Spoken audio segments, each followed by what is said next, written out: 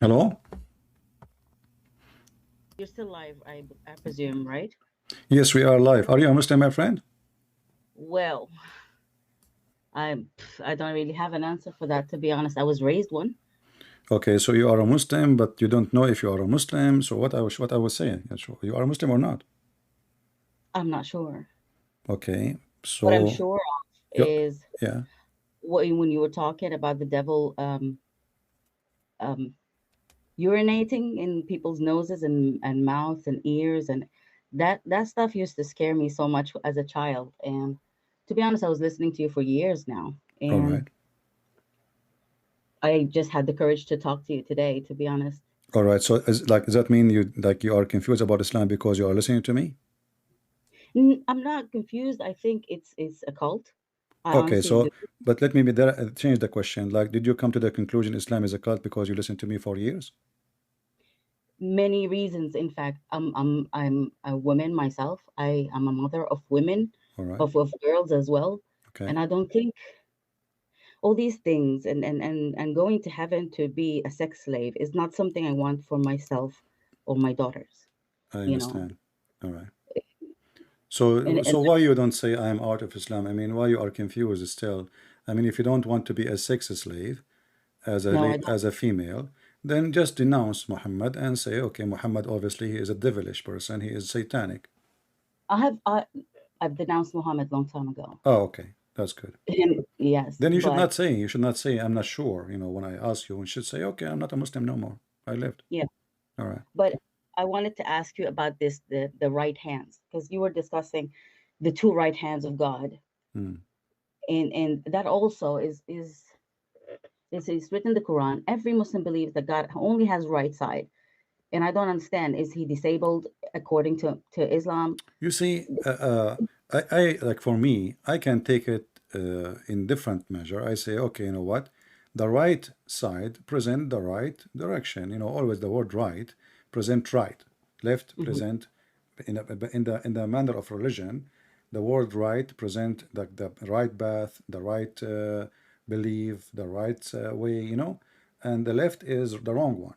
So I can take it this way, no problem. But this is God.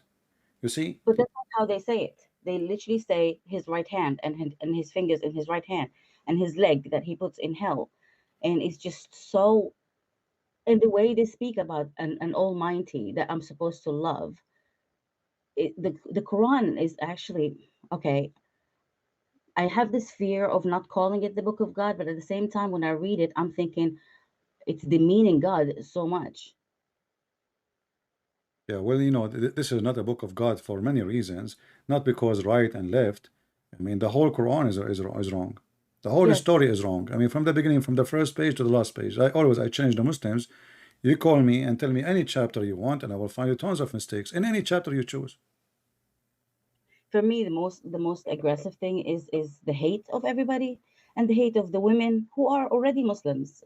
Yeah, There's so like when much Muhammad hate. he said that a woman she advanced in the image of Shaitan, and she live in the image of Shaitan. Why? What she did? A woman she walked by in the front of his house, and Muhammad got horny. He went to his wife. He had sex with her. He forced her into sex, even though she is working. She was tanning leather. So imagine a woman. She is sweating. She is boiling water, putting leather, and now he want to have sex. And even Muhammad he says that the angels will curse the women if her husband he asked her to come to bed and she refused, even if he asked her to do it in the top of a saddle of a camel. So this man is very sexual, you know, and he abused women, and because what he cared for is the men who want to fight for him. Women, they are followers, they are not leaders at that No, time at least. So all what he cared for, how he can make them the men like what he says. So now I will give you the power over women. You can beat them. You can, you know, you can have many of them. You can insult them. You can torture them. And the Muslim, they lie. They say, the Prophet says, beat them lightly. But we, no. but I, we, I witnessed women in our culture being beaten, and it is not lightly. Uh, it is not lightly. I know a person that lost her eyes through a beating, both her eyes. yeah, actually we have a story from the Sahih Hadith that a woman she came to Aisha and her clothing was green, and her skin was greener than her clothing from beating. In the time of Muhammad, what Muhammad did, he took the side of the man, and he never even questioned the man. Why even you beat her severely like this? He took his side, and actually he gave him a verse says, "Your women are you are in charge of women, so beat them, you know, like admonish them, jail them in their rooms, and beat them." And the story in front of us in Sahih Bukhari, hadith number 42, book number 77. So the story clearly, Aisha, she said that the woman she was, a lady, she came to wearing a green veil, and she complained to her, to Aisha, and she showed her beating. She showed her skin caused by beating. And it was saying here, she saw her spot, green spot in her skin. It was a habit. Look how the Muslim explain how the women support each other, supposedly. It was the habit of ladies to support each other. This is not because the man is bad. No, no, no. But this is because ladies support each other. So when Allah Messenger came, Aisha, she said, I have not seen any women suffering as much as I believe in women. Can Muslim they say that Aisha, she is a liar? No, According to this, the most suffering women is Muslim women. And she continues saying, look, her skin is greener than her clothes. And then you read the rest of the story, you will see Muhammad taking the side of the man against the women. always. The thing is that was a turning point for me. Is also Aisha is guilty in that sense. The rape of Zainab, of the rabbi's daughter. That was a horrific story for me, and they tell it as if it's an accomplishment. You just killed her father and brother and husband. Yeah, you're talking about Safiya. Safiya, yes. Yeah. And I didn't see any of his wife come to defend her, or any of the men. And then this Well, you happened. know, he killed all her tribes, and then she became his sex slave. So what she can do with no one. And those women, at the end of the day, they knew that this guy is a beast. You know, anyone who go against him, he will end dead. Who they are. That was literally the turning point for me. And these kind of stories, that like the one you were telling, when they go to heaven, an endless organ. Yeah. Who needs that? It makes no sense in a human mind. Who needs that? Why would you want to look like that? Why would I want to go to heaven where I don't see my husband for 70 plus years, and when he comes back to me, I'm only there for that reason, and then again 70 plus years? What do I do there? What do I exactly do No, there? not What's my 70 actually. You will stay when a husband he sleep with his wife, you will stay for a couple of thousand of years until you return, come back again. Because you see, when the Muslim they speak about 72 women, each one of them have 72 maid, and each maid she have 70, etc. So like so the number increase like like double and double and double and double and 70 times.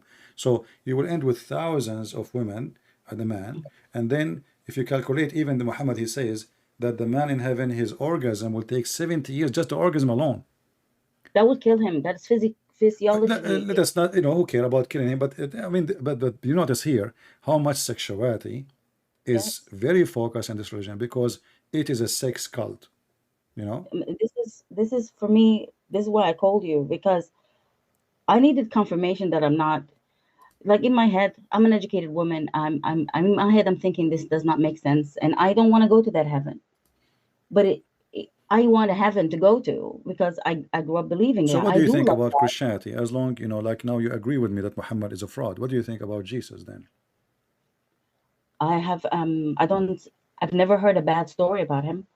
He's never a sexualized woman like that. And Actually, he believes. Jesus not only, Jesus, he was out of his time because we are talking about 2,000 years ago, how So yeah. always women is looked down at, in every society, especially in the Middle East. So, but Jesus, he did not do that. Actually, only in Christianity, Christians, they have a unique story about Jesus that he himself, who is our Lord, is born of a woman. Born of a woman. So how Yeah. much honor a woman she can have in anywhere, you will not see any Christian can dare to like disrespect Mary, but Mary is a woman. At the end of the day, she is a woman. She is not God. She is a woman. So if God himself he chose to be born of a woman, then what's wrong with the women? And Jesus himself, when he spoke about the women, he forbid the Christians, the one who listen to him, that if you want to marry, you marry only one woman. Why you want to That's have right. two and three and four?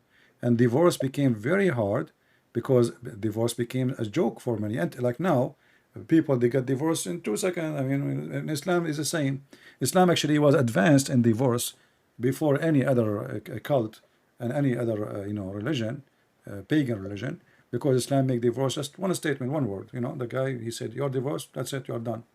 Yeah, that's ruined a lot of families. Yeah. I've seen it So happen. Jesus, he made that very hard. Divorce is very hard, and if you do little research and about that, you will see how difficult for Christians to get divorce if they are following the Bible. If they are not, divorce is so easy. And second, you are not following. That means you can do anything you want. So in Christianity, even when they ask Jesus about what the man will have in heaven, like this woman, she married this guy and that guy and that guy. When she died, who is going to have her? So the Jews, they are thinking about her as an inheritance, even in heaven. So Jesus, he said, he and she, they will not get married. They will be the same as angels. So in heaven, you and me, we will be equal. It doesn't matter if you are male or a female. I will not get reward more than you, and you will not get reward less than me.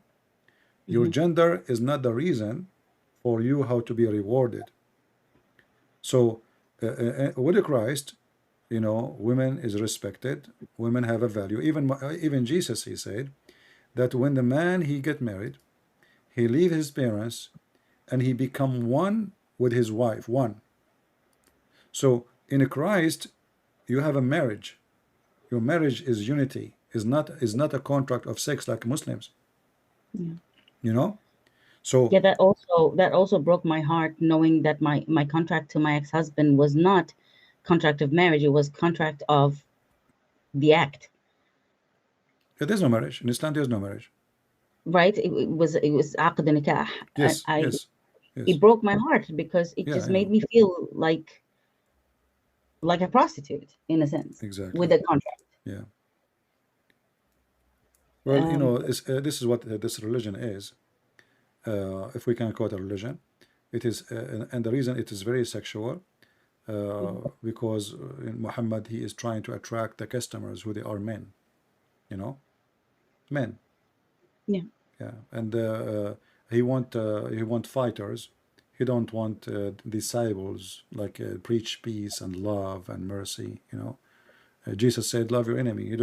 You do not need criminals. Even his, just to understand what kind of companion he have, they accuse even their prophet that he stolen underwear. What? I did not know that. Yeah, like if you go in the Quran, it says لِنَبِيٍّ أَنْ يَغُلْ. يَغُلْ mean to steal, to be a thief. So That's right. imagine, imagine you have the highest person in the world as ethic, ethics. Supposed the Muslim, they say that, right? They say that Muhammad is the most noble man in the world. Yes. Yeah, but then we found that the Muslims accusing their prophet that he stole an underwear, and this underwear is stolen. They themselves, they stole it. They attack people. They took their stuff, their furniture, their clothing, their animals, and now they are fighting over the theft.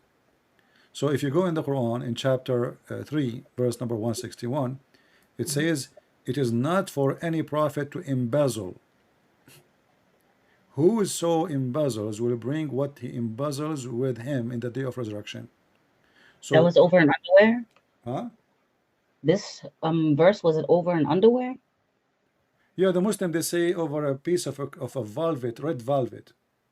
I see. But it's I mean, it's a piece of clothes, whatever it is, underwear, socks, panty, I don't know, but it's this clothes, But here you ask yourself, imagine John or Peter accusing Jesus that he stole socks. No, that never happened. I've never heard. That would be hilarious, isn't it? But this is telling us the quality. You know what's more hilarious is that the Almighty would talk about that in a Quran that we're supposed to be reciting to the end of days. Why would he even interfere in such Nah, not only this. little? Look how silly this verse. They are accusing him that he took the panty. Shouldn't Allah he say who took it? Right. You know, Absolutely, yes. like if you watch Detective, what's his name? This guy, funny guy, the short guy, Columbus. Columbus. Like when he's leaving from the door, he say one more thing. You know. So where is Allah here, Columbus? I mean, come on. They accuse the Prophet that he stole the underwear. Allah is all knowing. This is what the Muslims they say. He know the unseen. Why That's right. Allah did not tell who took the panty? Actually, this verse confirmed that the one who took it is Muhammad. Wow. Because he could But not tell us his God. Supposedly the one who's talking is Allah, not Muhammad. So if Muslim they say, well, Muhammad do not know who took it, he's a human, but the one is talking here is Allah. Shouldn't Allah says, okay, you know what, you accuse my prophet falsely? Go to the end, go to the drawer of this guy to his bedroom, or let this guy take off his pant and you will see the clothes there. Can't he do that? He could of not. course, Because simply the one who took it's it for real is Muhammad. And Columbus is way smarter than Allah. This verse confirm that Muhammad is the thief, not the opposite.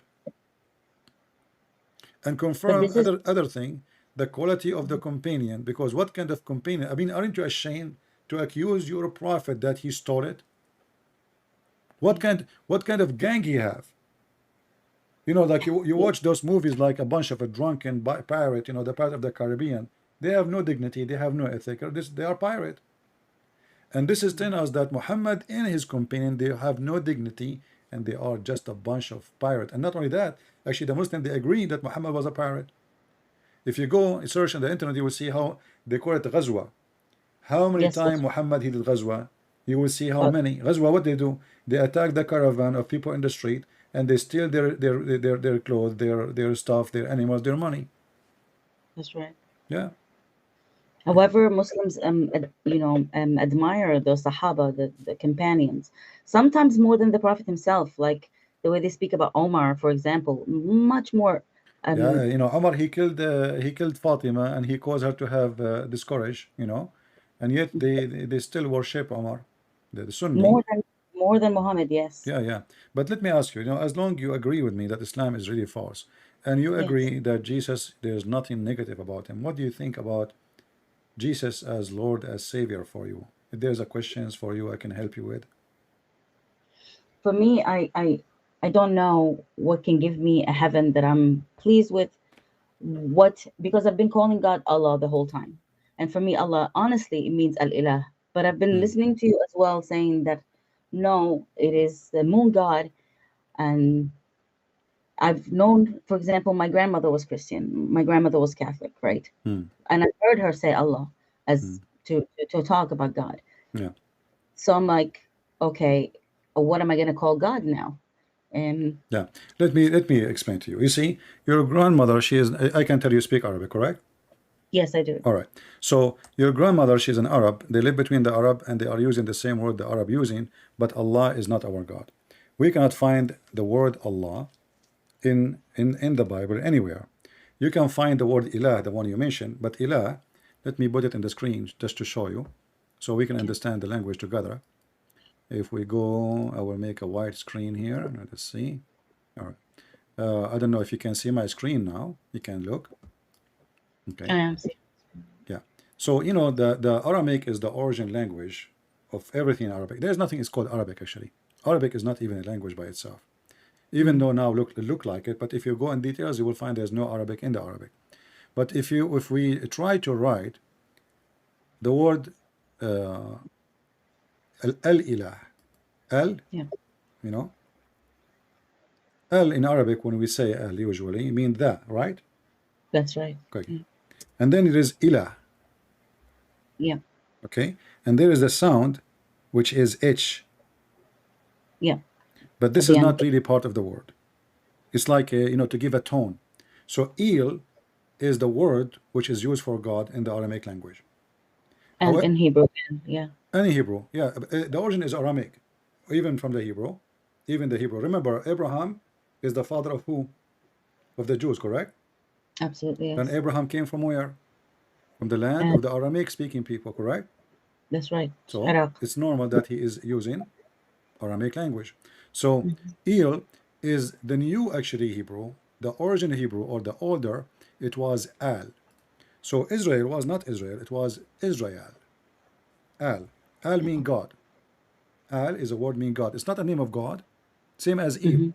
It's not a name of God. It's a word. It can be used even for any God, like El, God, God. Like now, in English you say God. A Hindu person, he say the same word God. A person who worship maybe stars, he called them God. So it's a word. Mhm. El, Al is God. This is why we say Baal. Baal, Baal, Al, Mhm. he is God. God, this God, it have nothing to do with us. He is the God of fertility. So Al is a word mean God, and Allah. If you ask any Muslim, and you used to be a Muslim, and your Mhm. family are Muslims, Allah is a name, is not a word mean God. Do we agree?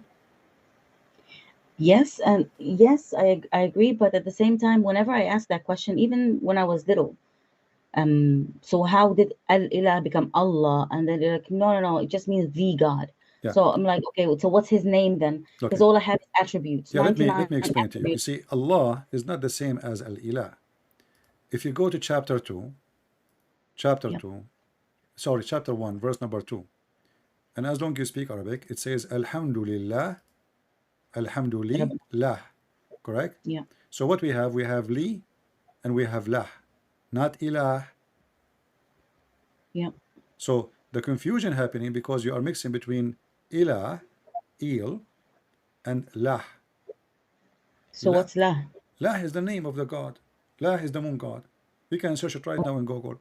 So even in the Quran it says, like if I go right now, let me see in the Muslim website, they have a way like you can pronounce in English the letters, what they call it. Let us see, translation. I think translation. Yeah, let us see the translation how it's going to be. All right. Yeah, this is a funny translation. Let us see the other one, number 2. See, this is the Muslims. They are breaking the word from Arabic into Latin letters. So, Alhamdu, Alhamdu, Mm. Li, Li mean two. And then they say Lahi. Yep. But, I those tashkil, they are added later. There's nothing that's called tashkil in the Quran. Like Lahi, this is the tashkil. This is not a letter. So we have to take it only Lah. So, okay. Alhamdulillah, Li mean two. What is to who? To Lah. Not to Okay. Ilah. Huh? And That's Alhamdulillah, Rabbil Alameen. Okay, he is the Lord of Rabb is an Aramaic word too. Even the mhm. Hebrew use it too, which means like rabbi, master, Rabbi. Yeah. Uh, so Alhamdulillah, and thanks to La, the Lord or the master of the two worlds. Okay, who is La? It's not Allah now. You see, the word in the top it says Bism Li Lah. Do you see it? This is a Muslim Mhm. trying to teach you how to pronounce it, but for you speak Arabic, do not need it. But just for people to see. So in the first one in Arabic, it says here Bismillah, and the Allah is written differently. There's Alif, there's letter A in the beginning. Here the letter is gone. There's no letter in the second one. If we zoom, you will see there's difference between them. There's one letter missing in the beginning. Do the people that wrote this, do they know this? Like the No, you sheikhs see, and the Quran obviously never was in Arabic. Quran is not an yeah. Arabic book. There is somebody, he made this book trying to make it as it is today, but the original Mm. Quran cannot be in Arabic. And there's many proof of that. But this is more complicated. Actually, I will speak about that in my coming book, Okay. which is going to be very good for many people to earn a lot of information about how Islam is born, and born of what. Uh, but if we focus here with us, you are focusing in the name of God, right? Yeah. But the name for me is not important. You see, when Musa he asked God in the Bible, he says to him, what I will call you, what I will tell my people, you know, okay, you are God, you are my creator. So what I will tell you, what I will tell them, you know. So he said to him, I am who I am. God did not give a name. And even though the Bible uses it as a name, like in the Christian, they say to you, well, this word is a name, the name of God. This is how God he present himself to. If you go to Exodus chapter 3, verse 14, so I am who I am. But because people read it in the foreign language, which is the Hebrew, they think it's really a name. But this is not really a name. God is telling us that he is the one who is exist without anyone to make him exist. I am the one who exists by myself. I So see. I am who I am, but we don't follow a name. We follow God. We don't follow a name because anyone can claim the name, and that's mean he is God. Like now, when we say we believe in Jesus, right? But if you go to Mexico, you will find people they call themselves Jesus, right? Yeah, It's that's a right. popular name. Yes. So does that Yeah. mean we worship them? No, we don't follow the name. We follow the person. The name we don't follow. And the name of the Messiah, the real name is Yeshua. But we don't care really for the name as much we care for the person. The name is how he identified between the people he was with. But Hmm. the one we follow is the Messiah who did all those things, who came in the time of those disciples, not the name. Because the Lord, he says to us, many false teachers will come. Be aware, you know, of false teachers. They will come to you in the clothes of a sheep, but they're wolves. So they can take the name. And there is many actually came after the Messiah, and they claim to be the Messiah. Many, maybe hundreds, maybe not, maybe thousands. We do not know how many. So until now, like even now, I think there's somebody he claimed that he is the Messiah. So there is Ahmad Mirza Ghulam. He claimed to be the Yeah. Messiah, correct? So Yes. we do not need to focus in the name as Hmm. much we focus in the person. So let us say the Muslim they change the name of their God and they call him Yahweh or Yahweh, but that will not make their God our God. It's not the name. Imagine, like you have, you know, a car made in France, a Peugeot, and then you Hmm. put Mercedes Benz on your car, but doesn't make your car Mercedes, correct? No, it does not. Yeah. It's the So attributes. Muslims they stole many names. Sorry, my voice. So the Muslim they stole many names, and they put them in their book, but still their religion is not ours, and their God is not ours. Even though they say we believe in Mary, he will go. They have Mary, we have Mary too, but Yeah. obviously it's not the same Mary. In the Quran, Mary she is the daughter of Imran. Who is Imran? It's not. She is the Yeah. sister of Aaron, and she is the sister of Moses. And you know, I mean, it's a messed up. And you know, the God of the Bible from the beginning, if you go from the beginning of the Bible, you see God in his spirit. So from the first verses in the Bible, it says that God he have a spirit. The Muslims they deny that God is a spirit, but the Jews and the Christian they agree that yes, God is a spirit. So we what we care for is not the name. However, I reject to use the name because the name of the God of Islam is proven to be the moon God. Even though the Quran says don't worship the moon, but the moon God is not worshiping the moon. It's the moon God, not the moon. You know what I mean? So Wow. if I say the God of the earth does not mean we worship the earth. That's right. It's like Greek mythology, a god of Yeah. something, So if and I then say the God of sex doesn't mean we worship sex. He's God of sex. You know, Mhm. he's God of sex. So he is the one in control of something. So the God, this God, the Muslim they worship, they stole the name from ancient language, and if we search it, we will find in 2 seconds that La is the moon God. And not only that, you know that a Muslim they go to the Kaaba, correct? that's right. Yeah. And I in the hated that Kaaba, place yeah, and ever since I was a kid. I don't know why. you I've went, never like. did you go to the Kaaba yourself? Yeah, Okay. they took me. I was a kid. I hated it. I hated the crowdedness. I hated the noise. I hated the aimless running of grown-ups that means nothing. Yeah. And how dirty it is. If you look at the Yes, pictures in Mecca, you will see how dirty the city. You I know, never belonged. I very knew I never savage, very belonged. savage. Yeah, but I want to talk about here something important. You Okay. know, in the Kaaba there is something called a Ruknul Yamani. The Yes. Yemeni corner. Let us put it in the Yes. screen so people they can see it. If you ask the Muslims what the Yemeni corner, Yemeni mean the corner of Yemen. That's Okay, right. why it's called your corner of Yemen? The Muslim they start giving you ideas like maybe it's facing Yemen, but in fact the reason for this corner to be called a Ruknul Yemeni, because simply those stones who look different, they are taken from the temple of Al-Makkah from Yemen. Al-Makkah is the same name of Mecca. In the language of Yemen, the ka is pronounced as qa. So That's the right. temple of Al-Makkah is not really in Mecca. That Mecca, the name now, is a copy of the real temple, which is in Yemen. And the city still exists, Makkah, in It Yemen. exists, exactly. The temple is still there. I mean, there is not only of it, but it's a very famous temple. And not only that, for centuries, the scholars or the scholars who do history and dig in the ground, and they thought that this temple was for the sun god. And lately, they have to come to the conclusion because they were able to read the text they found, the tablets they found, confirming that this was the temple of the La, the moon god. La. So they brought those stones from that temple and they call Mecca as a copy of that temple. So people will not go and do Hajj all the way to Yemen. Come here, touch the stones. We have the stones here. Those are stones coming from the temple of Al-Makkah.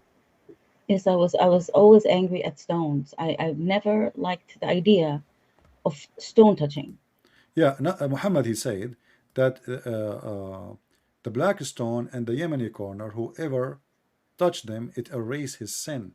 That's why Yes. you see those poor people, they are coming from around the world. You will see a person coming from Indonesia. I mean, how much money Indonesian farmer he make, you know? Too much money wasted, and a Yeah, lot of he women. spent all his life saving to do what? To make the Saudi rich. Absolutely. Because he And will all the spend women all as his well, money. The they get airline, they will make money, you know, yeah. and Saudi Arabia will take a percentage from it. They will spend money for hotel, they will spend money for food, they will buy gifts for their family, like when the Hajj is coming back, you have to bring, gift for everybody from, and the water of Zamzam and Miswak Oh and, my God, that Samsung as well. It made me sick when I was a child. Oh my God. And they keep pushing it in your mouth as if it's the cure for everything. And I yeah. got sick. Actually, according to the BBC, they found that the Zamzam have arsenic poison in it. I wouldn't doubt that Yeah, because I went but let with us people with focus me and you. You see, as you see, this is a very clear pagan cult.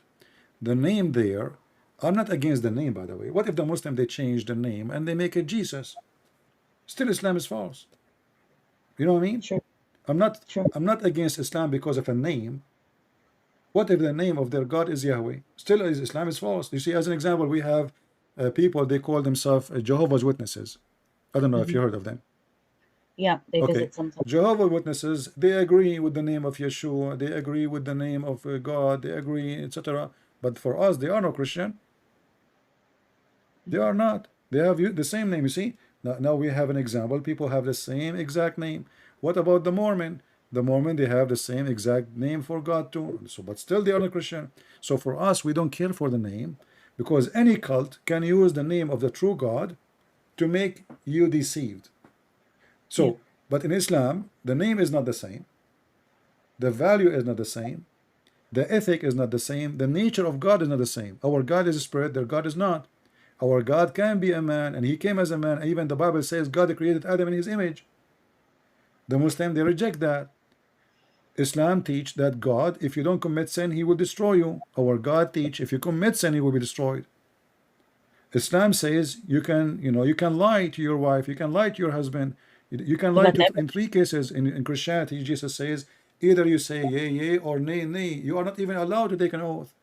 In Islam, you can take a false oath, you can lie, taking false oath using the name of God in vain. So, 100%. Yes. so Islam is proven to be satanic, and with Christ, you are with God. So how we recognize God as a Christ?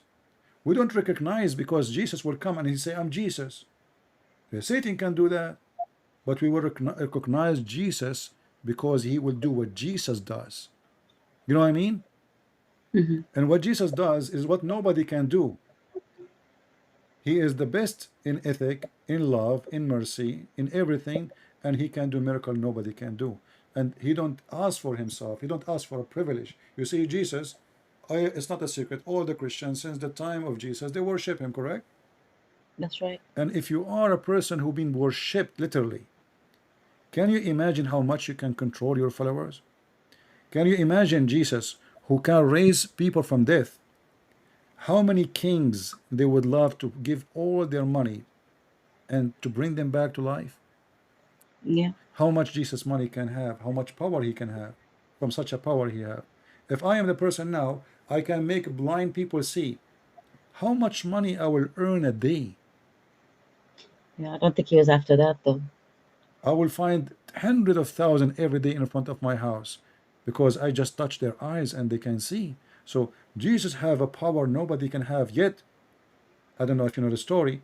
Jesus, he ordered his disciples, if you don't let me wash your feet, you don't Mm-hmm. belong to me. So this is Yes. the person who we worship. What he is doing, he said to us, the master is the servant. The one who want to be a master, he should be a servant first. So because he have an extreme love, we worship him. He is the Son of God. He is God on earth. Yet he he wash our feet. And this is how you know who is Jesus. It's not by the name. This is why Jesus said, from their fruits you shall know them. And I want you to use this in everything in your life. Anything. With your Mm-hmm. friends, with your family, with the business. You want to know a person, it's not by what he say. It's not by what he claim, not how he dress, not how rich, not how poor. You will know them by their fruits. And Absolutely. Yes. that is God, my friend. God is fruits. And the fruit of Jesus is so clear. So when I say to you, I invite you to accept Jesus as your Savior, I'm asking you not only to accept the person as a name, I'm asking you to accept the person as a fruit. The true God, he have a true fruit. And how we know him? I believe I've always believed in the true God, the God of Abraham, Moses, Jacob. Then you have to believe in Jesus. They asked Jesus, when Jesus, they said to him, you know, like he said to them, before Abraham I am. The Jews, they looked at him and says, but you are not even 50 years old. And you claim yet that you are before Abraham? He said, truly, truly, I say to them, before Abraham I am. And Abraham, he saw my day and he rejoiced. So he is the God of Abraham. He is the God of all mankind. He is the God who created us, and this is why he came to save us. You see, the Quran says, وَمَا خَلَقْتُ الْإِنسَ وَالْجُنَّ إِلَّا لِيَعْبُدُوا. The reason I created a human being, a human and genie, just to Mm-hmm. worship. Jesus did not, and he don't want worshippers. He want God, our Lord. He want children. He don't I want see. us to be slaves. Like when you call me, you said to me, I hate to be slaves, right? And you hate to I, be a sex slave. I With, don't want to be that. with Jesus, you are no slave. The Bible says, talking about Christianity, that there is no Greek, there is no Hebrew, there is no free, there is no slaves, for all is one in Jesus. So in Christ we are free. We don't look at person he is a slave as a slave. He is my brother in Christ. We don't look at a person he is black that he is black or he is white or he's an Asian. He or she, they are my brother in Christ. So Jesus, he free you and he level you not only as a human, he made you a child of God. So you need to choose, ask yourself, which one we should follow. There's many religions. Mm-hmm. There's one only. He consider you a child of God. You see, I call myself a Christian prince, You but do, yes. I'm not a son of a king, but I'm a child of God. Every one of us is a prince and princess. God, But he that's level a good. you up. He call you child, my child. When we pray, do you know what we say? Like, do you have an idea what a Christian when they say when they pray? No, not really. They say our Father, our Father, not Mm-hmm. our God. Why? Do you see how warm the relationship between us and our Creator when we pray? Yeah. We are not like God, he can say, you have to bow down, you have it, I will destroy you. Oh, please, God, look how loving he is. You pray to me, you say, our Father. It's like, a very peaceful conversation between children and their father. They don't need fear to love him. The God of Islam is based on fear and That's reward. right. The God of Christianity, the fear is only you decide to leave him. This is you choose it, not me. It's not my choice. So you pray to me, you talk to me, say to me, our Father, we thank you. We thank what you gave us. We thank you for the bread. Forgive to us as the same as we forgive to others. And even when you pray, speaking to the Father, calling him Father, you think about forgiving others before you ask the Father to forgive you. So our Father here, he doing the opposite of what the God of Muhammadan they do. The God of Muhammadan, he wants you to seek revenge. The Quran says, Yashfi sudur. So they will go and kill them and torture them. That will heal your chest. With Jesus, forgive them, like forgive us, Father, the same as we forgive to others. So Actually, that saying of Jesus, where love thy enemy or turn the other cheek. In fact, Muslims see it as extreme weakness. exactly, you see, this is the fact. It's an extreme Strength, power exactly. and strength, because it's easy for me. I have, everybody knows I like weapon. I have a hobby. Uh, uh, I can be driven by my anger and then start shooting people. But this is me. This is mean I'm weak, not strong. A That's right. wise man, the wise woman, is the one who control themselves and Mm. don't let the devil drive them. So the wise man is the one who fight evil as much as he can by wisdom. So when I say to somebody, oh, he insulted me, okay, God bless you. Sometimes me myself, like I have a difficulty to do that. Why? Because my anger is taken Mhm. over, and then I will not be really practicing as Jesus said. So uh, if you say to a person, he's coming, he is angry, he want to fight you, bless you, my friend. Okay, good, no problem. The F word to you, etc. You are a coward. Okay, my friend, bless you. The guy himself, he will be ashamed. You know what I mean? Yeah. You did not feed his evil. Yeah. If you answer back, oh, you, etc., and then you will find yourself feeding the evil. Here when I debate Muslims, they make me angry, they provoke me. I do refute them using their logic. I will speak rude to them, but not because I like to be rude, but I use their logic to show them how stupid they are. But the thing is, with the people that argue with you, because I've heard a few of the arguments, because this is what we were taught, simple words that we've memorized. There is no logic. They hear a person like Dedat, Zakir Naik, whatever they teach us at schools. This is the how you dispute them. This is what you say. They memorized it. So when you come up with something they didn't come across, they become angry. Which actually one of the reasons why many like me left, in a sense, is because there's no logic. It's repeated and repeated again and again. I've been hearing the same arguments since I was 5. Yeah.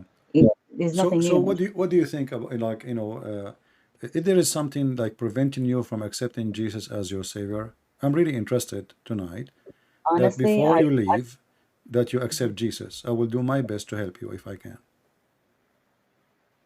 what I need is a prayer, because honestly, as I said earlier, I have children, and My it's a my very my my sister, we will pray for you from all our heart. And the Bible says a happiness will be in the kingdom of God for a one person he was saved. So what about you and your children? How many children you have?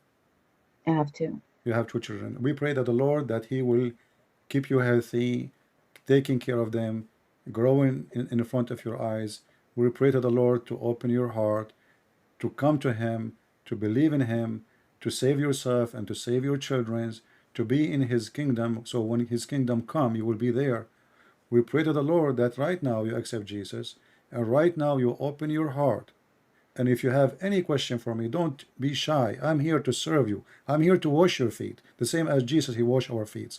Not because we are slaves, not because we are hypocrite, but because we are real servant is who is Christ is, yet he is God.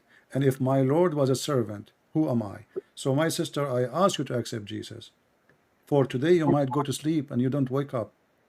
For I tomorrow know might come and you are not there. I know what you're asking me, and I'm so grateful and honored with all the love that you showed me and all your followers as well. For now I need prayers because this is the thing that you always talk about, the terrorism of Muslims, right? Yeah. And my children have a Muslim father, and My sister, don't worry about what the people can do. There's God, there's a protector. He knew who you are, he knew your name, he knew where you live. He will be with you. If the Lord is with me, who could be against me? Do you know how many people hate me? oh my God, millions, but Do millions you love you think all. I'm really worried? Do you think when I walk in the street I look behind me? I don't. I don't. You know? So I, I I do appreciate that, but also I appreciate that no one knows what it feels like to be a woman in the Islamic community. I understand, but which one is more important for you?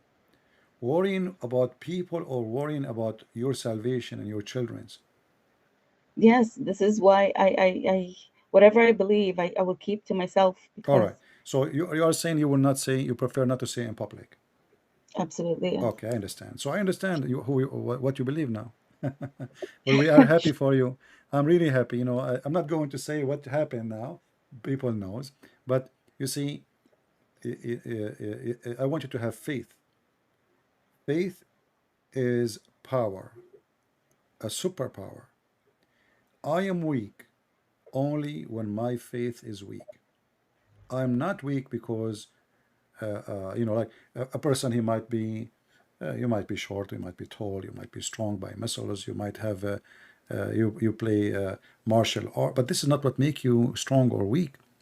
Mhm. Faith is the secret of being strong. Yep. When little ant, she keep going and backward, forward, backward, forward. You ask yourself what she is carrying. I mean, come on, this is really annoying. Don't she get tired? But the ant, she go to work every day doing what Yep. she should do. That's how I feel every day. If And an ant, if an ant, she is more successful to build a colony. Don't you think you can build a colony of your own? You will be the queen of your own, and your children, they will live like princes or prince. I really hope so because I cannot see them marrying these people. You I really can, cannot. especially if you live abroad. You don't live in a Muslim country, so Yeah. you can earn your freedom. You know, in the West, it's very easy. If a man he threaten you, you can call the police in 2 seconds. They will be there. Yeah. You know, so don't worry about anyone. Don't worry about anyone, and we will put you in our prayer. Thank And you. I will ask everyone here. You know, I cannot say. I don't even look at your name. I'm not going to say anything. But we ask our friends here, our family, sisters, brothers, to pray to our sister here. She Thank you. have two beautiful children. She, you know, she needs your prayer. I cannot say more, and you can tell already what she believe in. So, sister, I'm really happy to have you today. If there's Thank you so anything much. I can answer you, I think you've done a lot, and I hope I can call you another time with anytime. And if you information. have any of your family, sisters, brothers, they like to, like, you know, to join and have a conversation with me, maybe we can help them to leave Islam too. I will be so happy to serve them humbly and to help them. Yeah, unfortunately, I'm the only one. All right.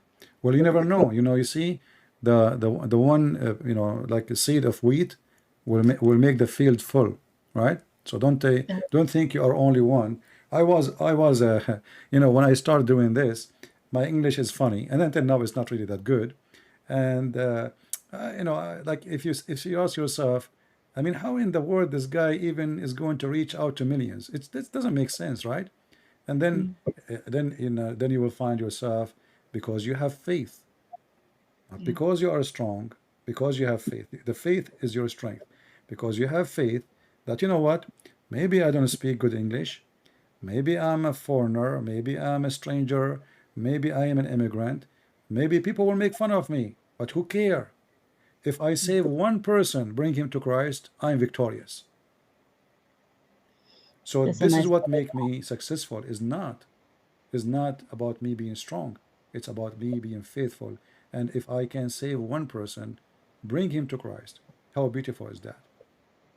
Actually, when I first discovered you, I was at college and I was with an Arab friend, a lady, in fact, and I was listening to you, and it was a very funny conversation that you were having with a fellow Arab.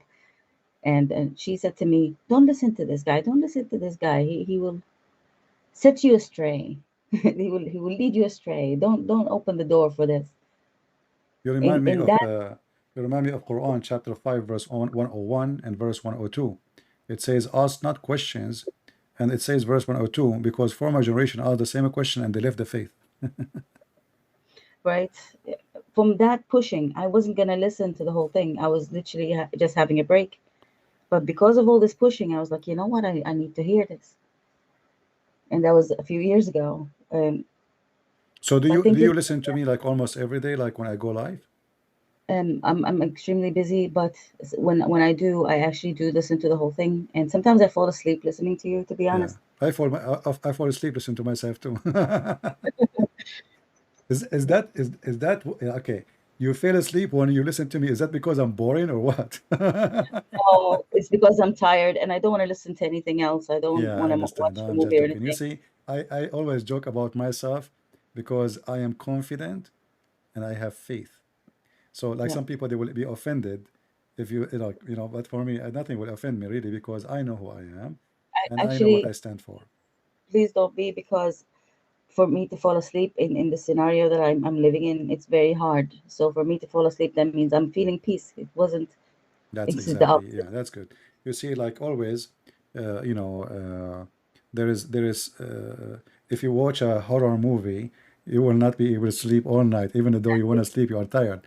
But if you have something peaceful and always our program is fun, is full of joy, and Enjoy. in Yes.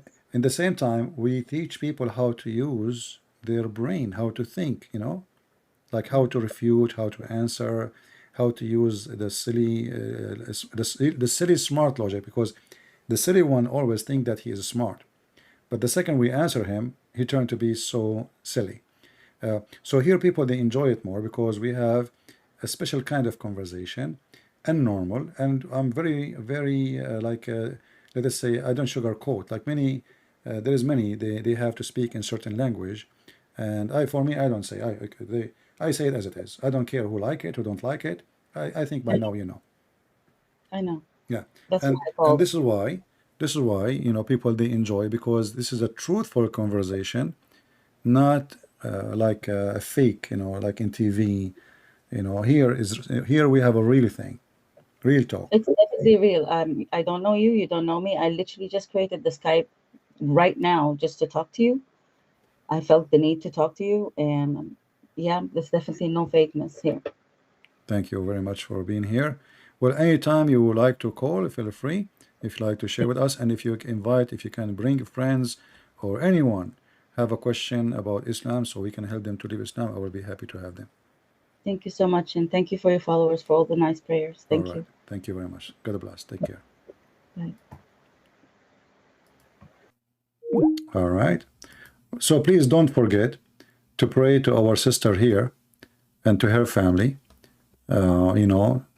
That the Lord He will warp them with His mercy and love, will protect her children's, and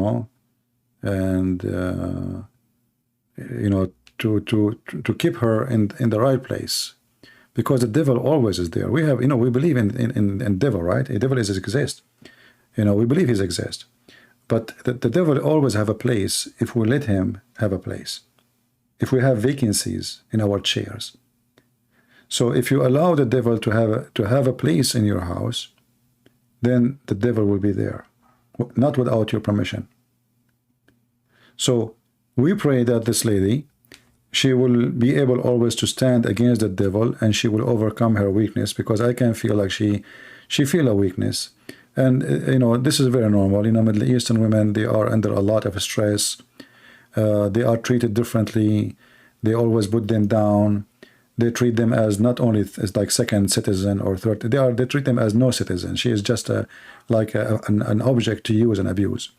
So her weakness is coming from long abuse, let us say, long lifetime abuse. But I say to our sister here, you know, walk with Jesus, and Jesus will give you strength, and by his name we pray that nobody will be able to abuse you ever again, and you will be victorious.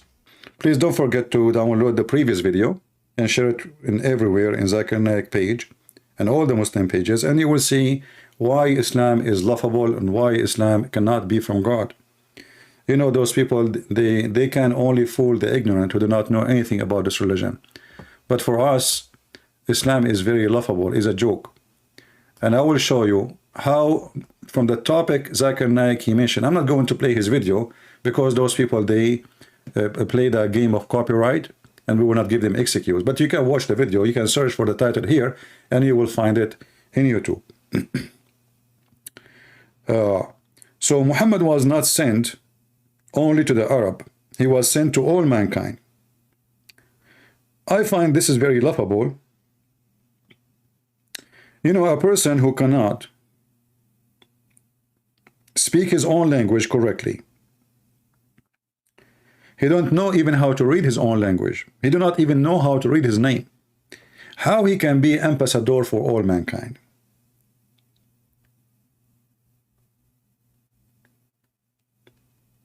You might say to me, well, this is a very, like your logic is not correct.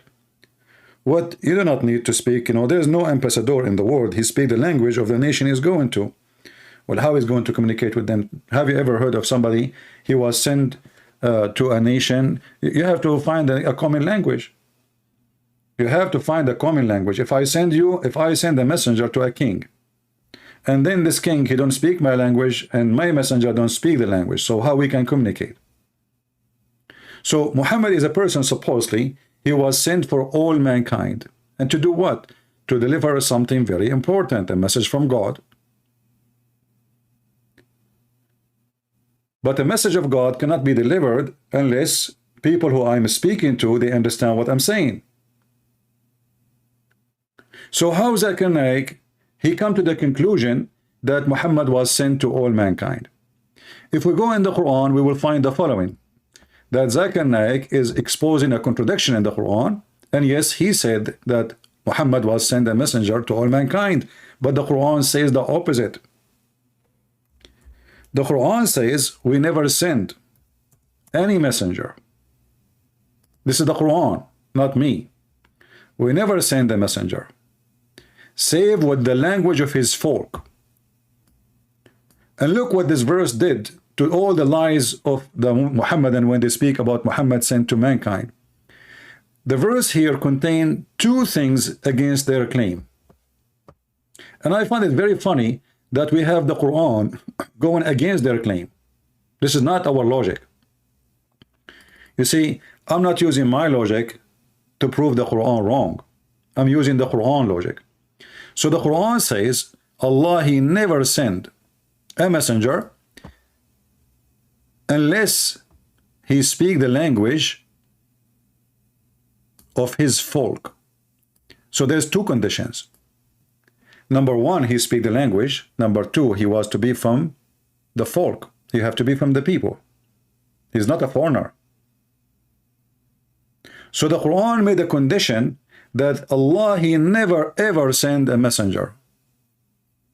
Never. As you see, we never sent. And this is a verse revealed after Muhammad was sent. Remember, Muhammad already is a messenger, not before. And this is a message was delivered to Muhammad. So if Muhammad was sent for all mankind, how the Quran says that Allah will never send a messenger except speaking the tongue of the people, and he is from the people. Is Zakir Naik an Arab? No. Do even he speak Arabic? No. Do people of his country know Arabic? No. How many Muslims they speak Arabic? The Muslim, they will say to you maybe 5-10%. So how Muhammad can be a messenger to those folk?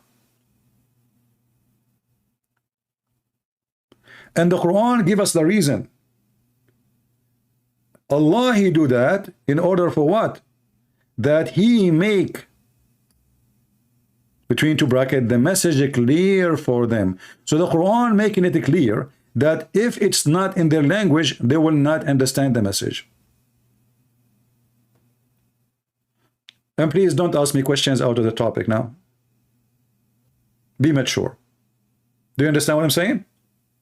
Why Allah will not send a messenger except to speak in the tongue and hears it from the people? Because if you don't do that, the message will not be delivered and is not going to be clear, which means there will be confusion. Who said that? The Quran. So how Zakir Naik, he claimed that Muhammad, he was sent to all mankind? I am sure he will quote for you some verses from the Quran, but that will be even showing contradiction. The Quran says if this is a book made by other than Allah, you will find in it a lot of contradiction. So Zakir Naik is showing us contradiction in the Quran, because we have a verse says that Muhammad was sent only to his folk, which is the Arab. And not only that, actually, the Quran say clearly that Allah, He sent Muhammad to Mecca and what is around it only.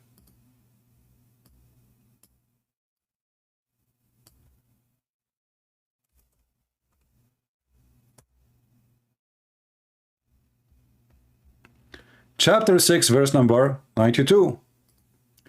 It says, and this is a book which we have sent down, bringing blessing and confirming revelation. By the way, this is a false translation. In Arabic it says, مصدقا مصدق الذي بين يديه, مصدق الذي بين يديه. So he believe, or he he accept and he believe in what is between his hands. So Quran again confirmed that the revelation between our hands is accurate, and this will make the Muslims covered by shame when they lie and they say that Islam say the Bible is corrupted, when the Quran in front of us says he accept and he believe in what is between his hands from the revelation came before him. As you see, it says he's confirming, you know. But in Arabic actually it says musaddiq, which means believe. This is why the Muslim they call Abu Bakr as-Siddiq. What it does mean Siddiq? That means he believed. So here we see that Allah, He is saying, we send this book down, bringing blessing and confirming the revelation, which is the Bible, the Torah. And where? To warn about the mother of the cities, which is Mecca, and what is around it. Do you see it? That's it. Muhammad, not only he was sent to a specific group, Muhammad only sent to a specific location. It is Mecca and what is around it. And Mecca is a small, I mean, at that time, maybe it's like maybe 2,000 people.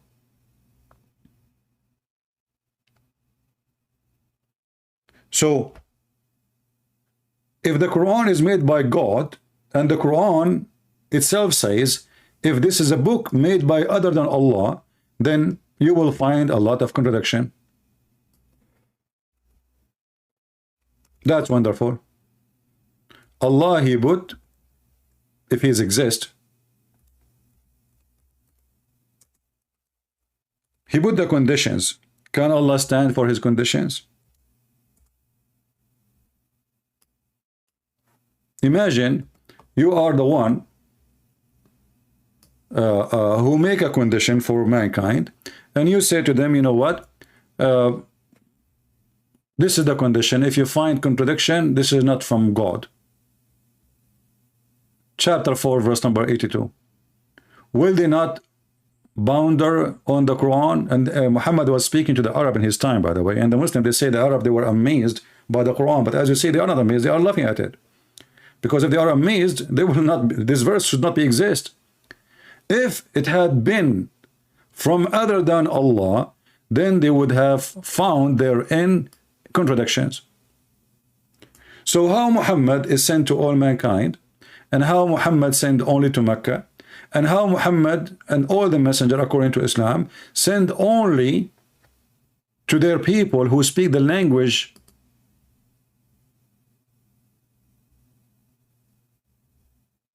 and the tongue, in order to make it clear for them. So the Quran confirms that if Allah, He sent the messenger, don't speak the tongue, the message will never be clear. So how Zakir Naik, he is going against his Quran, saying that the Quran is clear for him? You know what I'm saying? If Zuzu, he claimed that he understands the Quran very well, that means the Quran told a lie.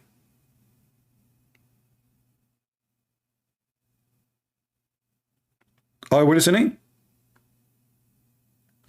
If somebody from Pakistan, from India, from Bangladesh, from whatever, Indonesia, Ustad, those, you know, they call themselves Ustad, you know, just fake, making money from those poor people.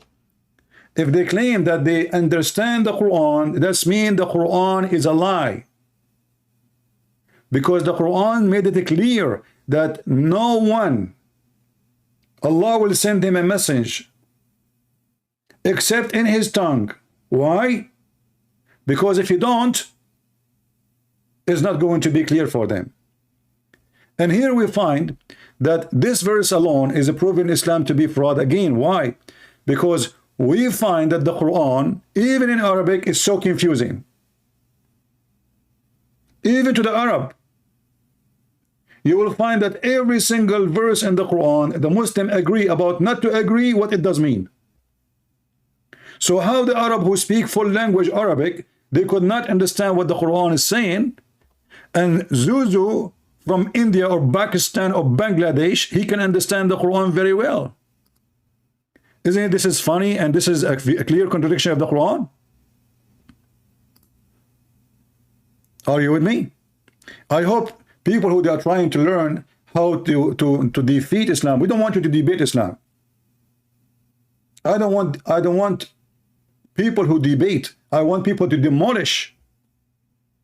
Islam is so easy to conquer. Islam is it's the most stupid cult ever. Islam will flourish like weed only if there is no farmer in the garden. You know what I mean, right? When there's no farmer, the weed grow all over. But doesn't mean the weed are healthy. Doesn't mean that the garden is living good. Weed will go everywhere.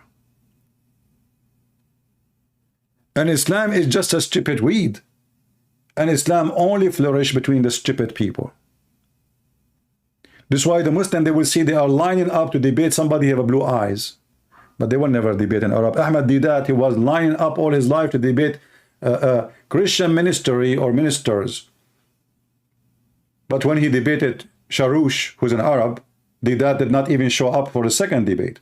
He ran away. He debated him once, and they scheduled a second debate, and the debate never happened. Sharoush was waiting in the stage, and Didat never show up, and there's like 700, 800 people waiting for the debate to happen, and Didat never show up.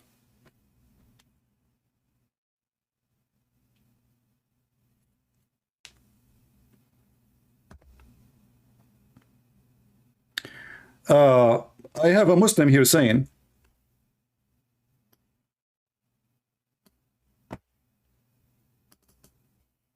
this is a Muslim, Free Abdul Rahman, saying, the Bible also hard to understand. You prove nothing, my friend. But look what you just said. I'm going to use your words. Guys, did he just say also? Did Abdul Rahman said also, or this is a Christian prince fabricating what he said? He said also, right? So he agreed the Quran, nobody can understand it. So the Quran is a lie. I will answer you about the second part about the Bible, but you just admitted that nobody understands the Quran. So how the Quran sent in Arabic in order to make it clear, and yet nobody understands the Quran, even in the Arabic language? The second you say also, that means you agree with me. Thank you very much. You left Islam. Now let's go to the Bible. If you could not understand the Bible because you are not reading the Bible, you are reading the Quran.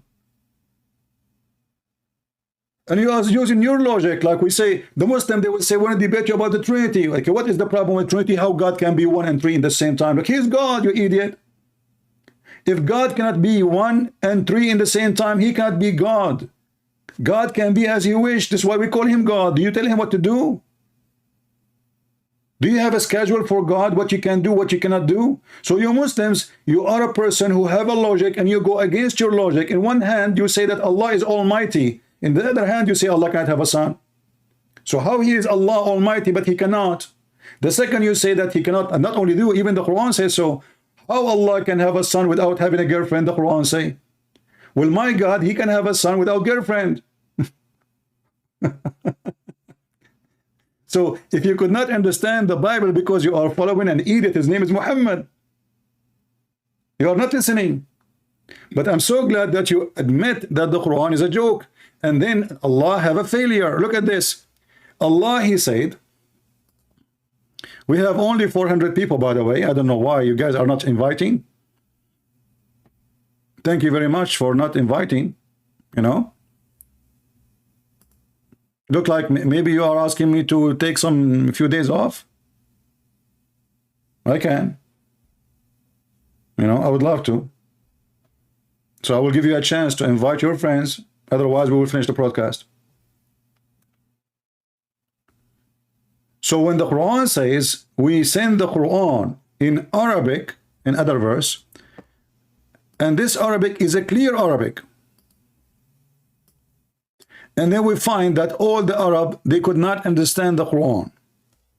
And this is why the Muslim, they have tons and thousands of interpretations for the Quran, and they are different from each other.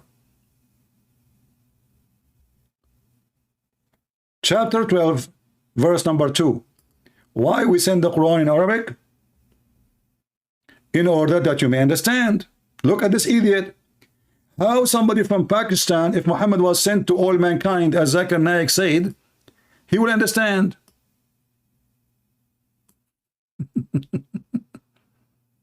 Are you with me? People, are you listening? Muhammad sent to all mankind. Okay. Why we send the Quran in Arabic? Allah said, not me. In order to understand. Okay, but they don't speak Arabic.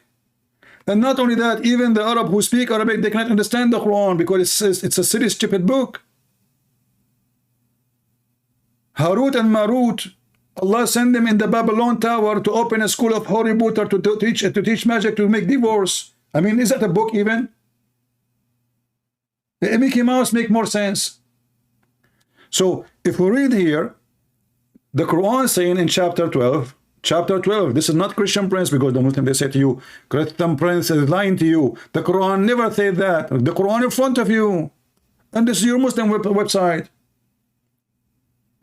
Verily we have sent it down as Arabic. Okay, why we send it down in Arabic? In order you may understand. And I find it very funny. It says you may. Guys, do you see the word you may?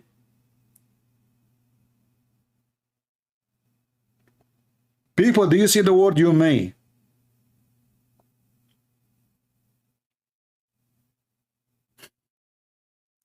What do you mean you may? If you say you may understand, that's mean Allah, he is not capable of making things clear.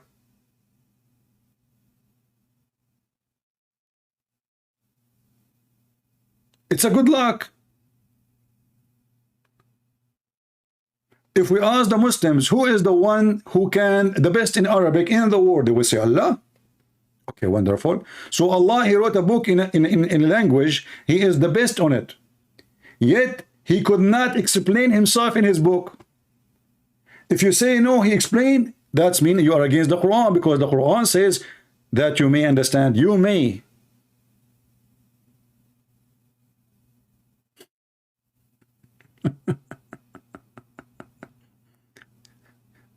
So look what happened now. Allah never sent a messenger except in the tongue of the people. Why? So he will make it clear for them. Okay, wonderful. That's great. And Allah sent him only to Qura, which is Mecca and what around it. Okay, wonderful. Great. And Allah sent the book in Arabic so they can understand. So they may understand. Okay, wonderful. So how Muhammad became a messenger to Pakistan or Indonesia? And remember, those Abdul, they keep saying to us, if this book made by other than Allah, you will find a lot of contradiction. But all of this is a chain of contradictions, one after one after one.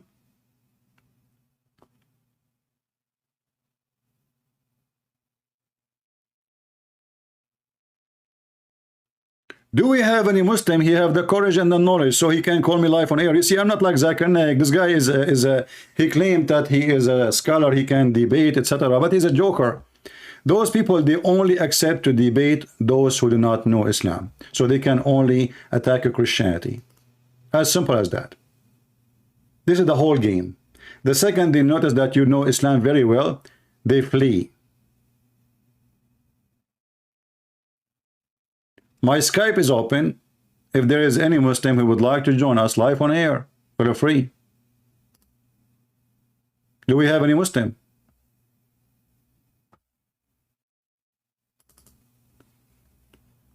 So when the Muhammadan, they say, ask Zakir Naik, Zakir Naik have time to answer about what? About, is it okay to have halal fun? But the second you ask serious question, they bring him people who do not know anything about Islam. They put him in the stage. They know the question in advance before even they put them in the stage. What about Zakir Naik? He accepts phone calls from everybody, and I will call him immediately. What do you think? He will dare to do it?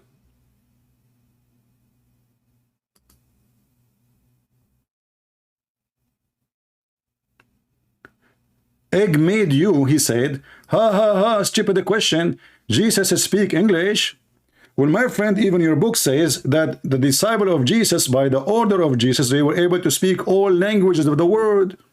So, my Lord, and not only that, your Quran says that Jesus, he speak all languages. Why? Because the Quran, it shows the Greek name of the Bible, Injil.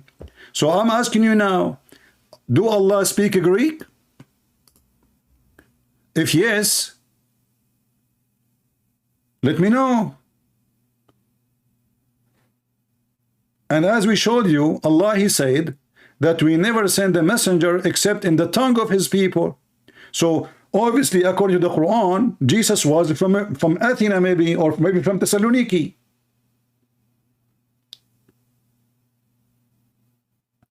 And maybe when Jesus, he met with Peter and the rest of the disciples, they were fishing for calamari. Or you know what? Maybe Jesus was from Sparta. So when you speak about speaking languages, you need to ask yourself, how in the world that the Quran choose the Latin and the Greek name of the Bible, Injil?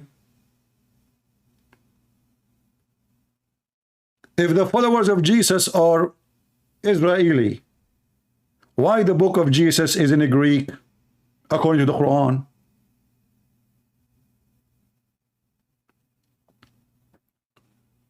So Muslims, when they try to answer, they squeeze themselves and they got nothing. Literally nothing.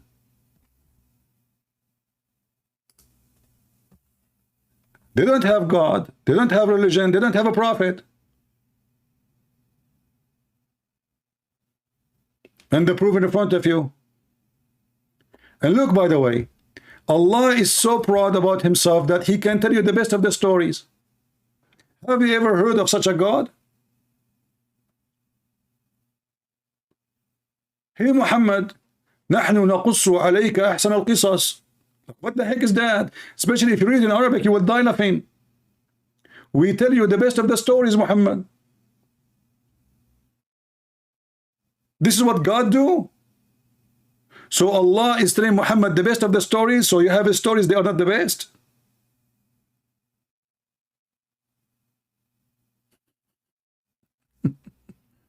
What the stories? Are they stories or they are real?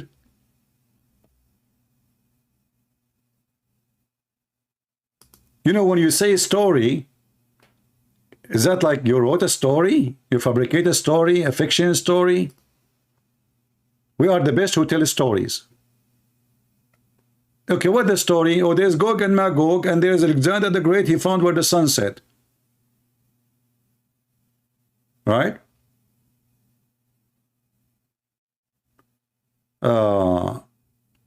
This Abdul, he says, you don't have the guts to face Muslims in public. Well, if you cannot face me in the internet, what will happen to you if I come to you in public? You will have a diarrhea. If internet and you don't dare to call me, all of you. So what will happen to you if you come to you in public? And what you can do in public, we cannot do here. I'm sitting now wearing my short, laughing at your religion, making Muslims leave Islam, and you can do nothing about it. Why I want to go anywhere? I will not even spend 1 penny driving my car. Right now I'm speaking, there's people in Indonesia listening to me. Actually, most of my admins from Indonesia. So who is the coward? And as long as you talk about public, why your Prophet Muhammad, who did not show himself in public when he was wanted? Did he hide in the cave like a rat? Is it true that your prophet, he went to Ethiopia and he bowed down to a Christian king asking for asylum? Is it true that your prophet, he ran even to Yathrib, which is a city of the Jews, asking them to be a refugee? Who is the one who hide? It's your prophet. And as long as you are talking about the one who hide, the most unknown God is Allah. He never spoke to Muhammad, he never showed his face, he never even farted. Maybe Allah, he is using the internet too?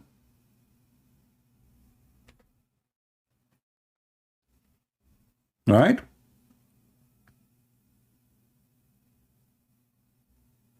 Free Abdurrahman, he says, in the Bible it says that if a brother, his wife, if a man, he died, the brother, he should marry his wife. What if I show you the same in your stupid religion? You see, the Muslims are potatoes. They practice what the Jew practice. They do not know what they have in their religion. Your prophet was copying the Jews. I challenge you to show me that in Islam, it's forbidden for a man to marry his wife or brother after he died. This is how stupid you are. Not only that, let me show you that in the Quran it says you can have sex with your daughter. Are you ready? Here we go. وَجَعَلْنَاهُ نَصَبًا وَصِيرًا. In the Bible it says the man, he marry his brother wife after he died so he can take care of the children, so they will not be orphans, so they can protect the family. This is not about sex. But here it's about sex. It says you can have sex with the mother and your daughter from her as long as she is not your wife. If you don't believe me, open the interpretation of Al-Qurtubi immediately, chapter 25, verse number 54. Can you say I'm lying? If you say so, call me right now and expose me in front of everybody. Is that fair, people? If this verse interpretation according to Muslims doesn't say that you can sleep with the mother and your daughter from that mother, I will apologize in front of everybody. Who dare to challenge me? Live on air. And now what the Muslims they do? They put their tails between their legs and they change the topic. And now Mr. Ibrahim, Free Abdurrahman, he will change the topic. He will talk about something else. He don't want to talk about this topic no more. Abdurrahman, are you brave enough to call so I can read for you? Here we go. He changed the topic. You get your interpretation for the Bible? He will not read. What interpretation, you idiot? You asked me the question, I gave you the answer. It is you Muslims who need interpretation for the Quran.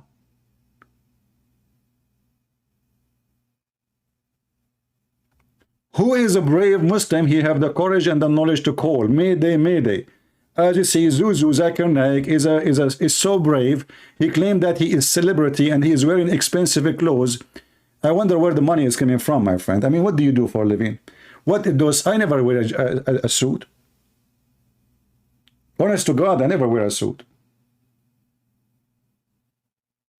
You know, last month I went to meet with a bunch of publishers, and I should wear professional clothes. You know, like You have to. You are the author, you know. I could not. I will never wear a suit. So why a Muslim sheikh wearing a suit, wearing a tie? He is wearing the clothes of the kuffar. And his prophet, he says, the one who dressed like them, talk like them, eat like them, he is one of them.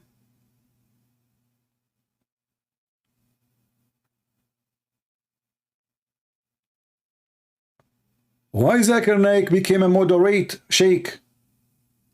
Is that the teaching of his prophet? How much it costs this watch in your hand? Is that a Rolex?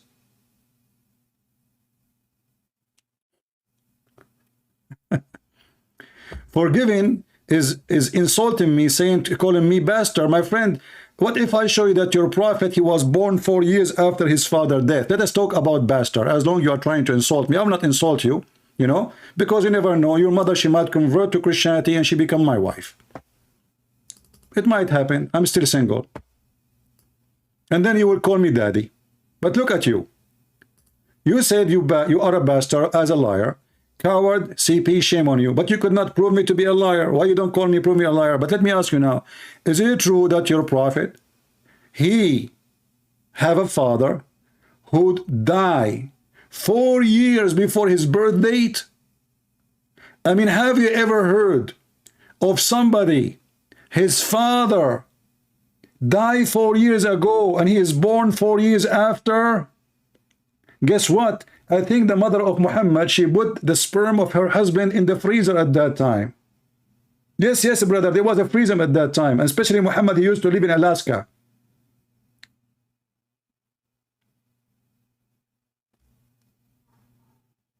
So you are angry, but you cannot prove me liar. You call me names, no problem. I'm not going to call you names. You might be, you know, I used to be like a, you know, in early age, I used to be a very bad boy. So I don't know. You might be my son. I don't know. Do you know the Muslim who go to his father? He keeps saying, I want to marry this girl. I want to marry this girl. And then his father, he says, no, no, no, you cannot marry her. And then the guy, he said to him, how come I cannot marry this girl? He said, she's your sister. When I was in your age, I was going around. So he kept bringing women to marry them. And the father, he says to him, you cannot marry this girl. You cannot marry this girl. You cannot marry this girl. You cannot marry that girl. But the whole town. And the kid, he could not find a girl to marry because all of them, they turned to be his sisters. And then the mother, she came to the son in his bedroom. She said, son, what's the problem? Why you growing your beard? You don't go out. He said, Mom, if I tell you the truth, you will get hurt. She said, tell me the truth. She said, my father, each time I ask him to marry a girl, he said to me, you cannot marry her. She is your sister. How I can live? The mother, she said, son, go and marry whoever you wish. Who told you that he is your father? So forgiving Rohan, I bet you are the same as Muhammad. You do not know who is your father.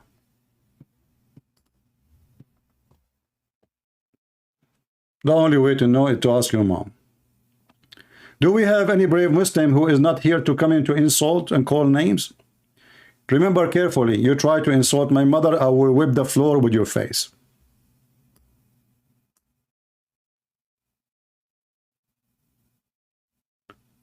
I did read it wrong? Okay, maybe I will apologize. I said, he did not say bastard. Oh, busted, sorry, busted. Okay, sorry. Okay. I got it wrong. You are right. I wasn't looking. Yeah, the chat was, I took the screenshot, I put it there, I wasn't looking. Yeah, busted, okay. I apologize. But I mean, how you can get me busted? You call me and bust me. I mean, those people, they call me liar, they got me busted, but they don't dare to call me.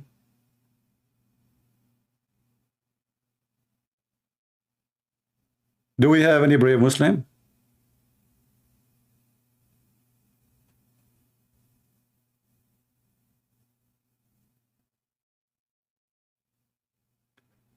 You know, I see somebody is trying to answer a Muslim about 1 + 1 + 1. Who is the word in the world who told you that the Christian believe in 1 + 1 + 1 + 1? Where do you get this from?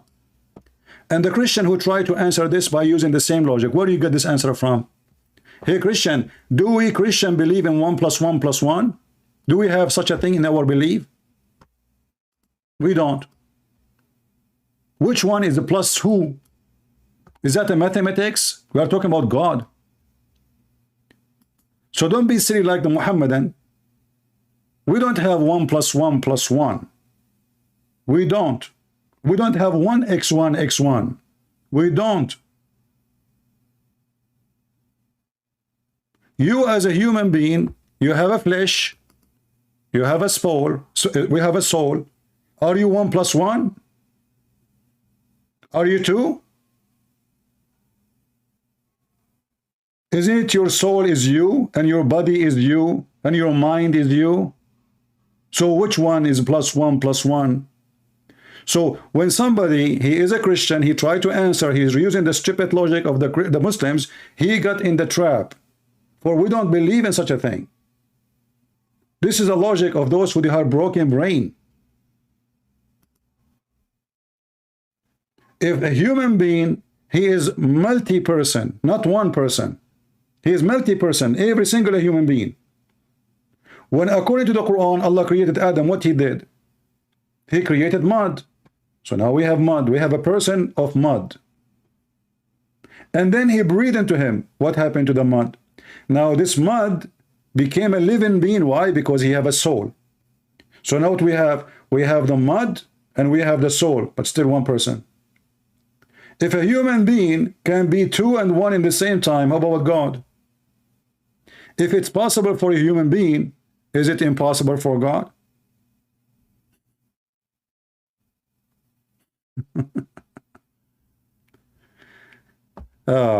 Do we have any brave Muslim here? Do you know he dare to call us? Mayday, Mayday, Mayday. Do we have any Muslim dare to call us? Somebody saying that Rohan, he don't have balls. My friend, don't talk about his balls. He do have balls. But who said that balls mean he have a brain? Have you ever heard of a cow? A male cow don't have balls. Did you see how big the balls of the donkey? But still he have no brain. So Rohan, he have balls. He do. But donkeys do too. Do we have any Muslim? Human can be too? Okay, hold on. Free Abdul Rahman saying, can a human be two? What if I show you from the Quran that a human is a 3? Not 2. Do you dare? Who dare to call me and I will show you from the Quran that a human being is 1 and 3 in the same time? Who accept the challenge? Look at them. You guys just say they have no balls. They don't have a brain. The reason they don't dare to call, not because they don't have balls. They have balls. They have metaballs. They have all kind of balls. But they have 0 brain. I went in eBay and I look at the Muslim brain. I found it's the most expensive one. Christian brain is not, you can buy it even for $10. A Jewish brain is like for $7. A Muslim brain is 10 million, 20 million. I said, why? They said they've never been used. Brand new. What are you talking about? They never use their brain. You tell me how in the world anyone, he have a brain and he use it, he will believe that there's a God will make his penis endless. Where in heaven?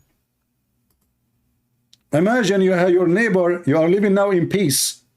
And now you are in heaven and your penis going around the bushes, to the garden of the neighbors, to the bedroom of the neighbors. You have no idea where your penis keep going. And where's your wife is next to you? And the wife, she say, honey, when are you going to have sex? He said, I don't know. I don't know where's my penis now. Can you order him to make a U-turn? So if those people have a brain, they will not believe in this religion, if we can call it a religion.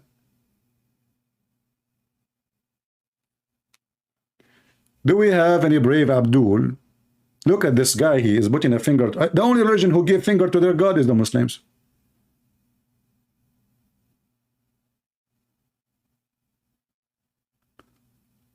I wonder, like, when he took the picture, like, okay, what is in the roof? Like, what is that? Silly, stupid religion, copy-paste, they don't know what they are doing. They will say to you, we are saying that Allah is one. Like, do you need to use a finger to say Allah is one? And why this finger? Isn't it the same one you put in your nose? There's one booger in your nose. And you know, when the Muslims, they say we worship one God. Well, Shaitan, according to Islam, Iblis is one Iblis. There's one Iblis. So, are you saying that worshiping one is the correct way? There's only one Iblis, look. Only one. According to Muslim Iblis, and by the way, Muslims, where the word Iblis coming from? Go check it out in the internet and you will see how your God is funny. How the word Iblis is in the Quran. The funny, this Quran claimed that this is a book coming from Allah. Go check where is the word Iblis coming from. What is the source of it? You will die laughing.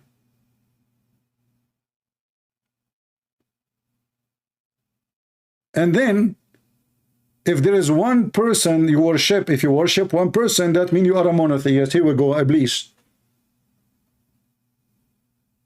When they asked the companions about how Shaitan he have children, because the Quran says ذُرِّيَّتَهُ, which means Shaitan he have children. So they ask Ibn Abbas and they ask other scholars, and the cousin of Muhammad, you know, they said how Iblis he have children?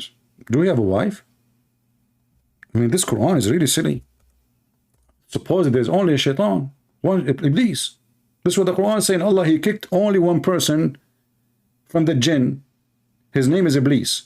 Only one. He sent him down to earth. So how this guy Iblis, he got the children's? The Muslim, they come with a solution. They say Allah, he created for Iblis a penis in his right thigh and a vagina in the left thigh.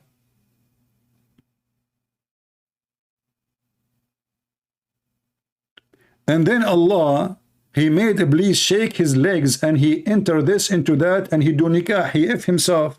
And then at the end of every day, he lay down 70 eggs. It turned to be that Shaitan is a chicken. Hey Muslims, how Shaitan got children's? Any Muslim?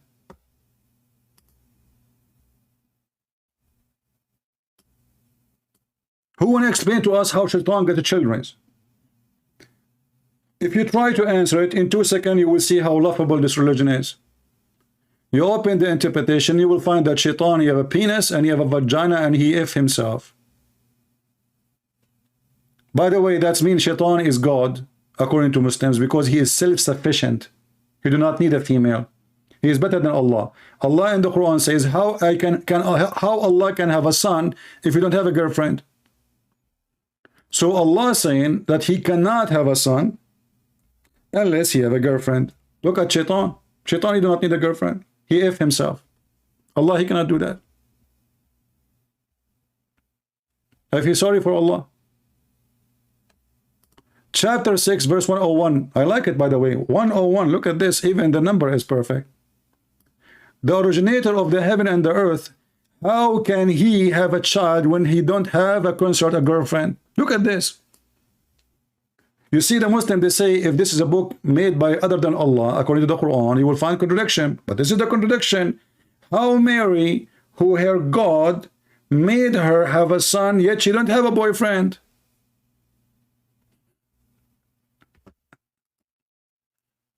Look at this Abdul. He is saying, I claim so much of Da'if Hadith. Another problem in Islam. Muslim, when they say to you, we have a problem, we have Da'if Hadith, they are saying to you, Islam is not trustworthy.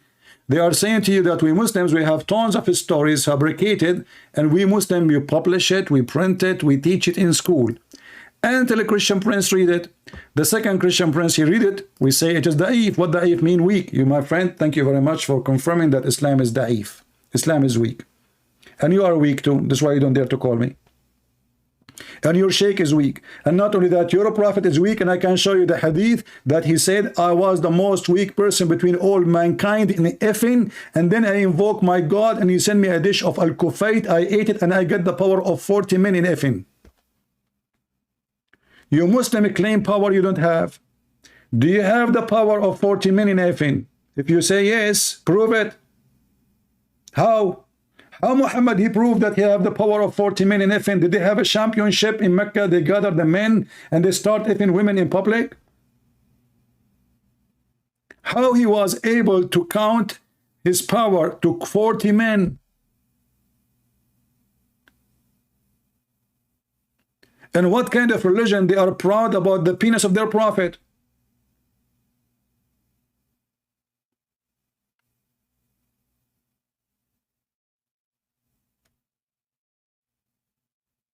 Do you see why we see Islam laughable and Islam is a stupid religion? Stupid religion. Is Iblis an angel? No, according to Muslims, he is a genie. You see, Muslims, they stole stories from the Bible, but Muhammad is an idiot. He missed, as usual, he messed it up. So according to the Quran, Shaitan is a genie. Some Christian, they think, because of their ignorance,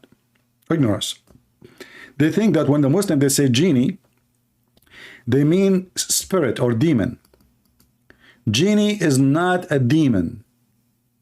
Genie is not a demon.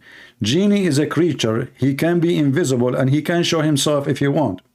He is so small to the point he piss in your nose. Sorry, he piss in your nose, yeah, and he sleep in your mouth. Sometimes sleep in your nose, sleep in your ears, piss in your ears. Depends in the story of Muhammad.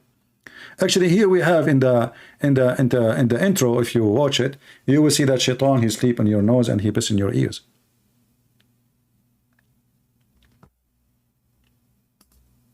Do we have any brave Muslim would like to call us? Do you see how brave this religion is?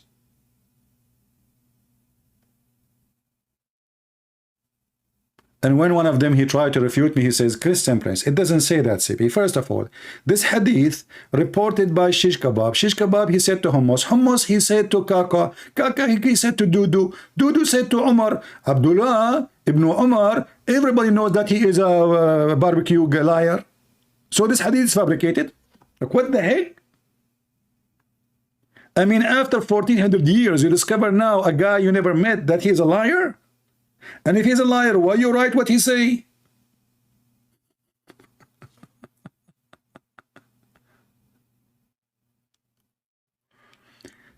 Why you do only activate the comment for subscribers so you can subscribe? You don't like it, leave.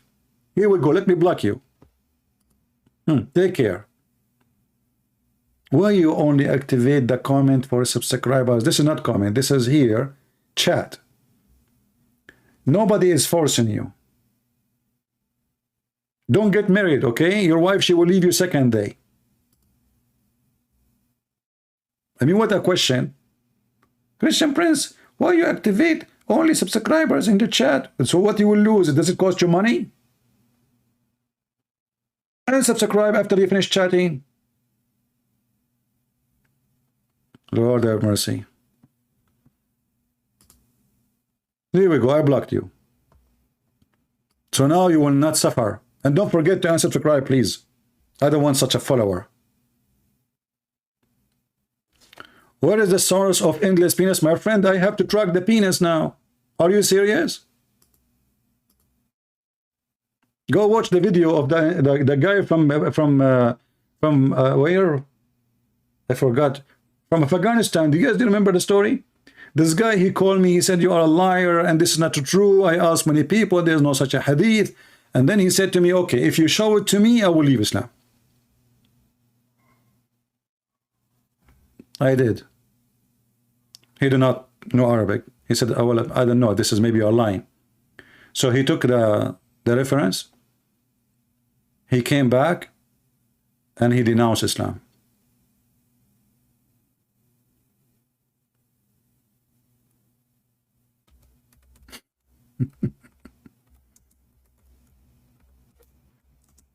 What about a Muslim? He called me right now, and let us see if a Christian Prince is saying the truth or not.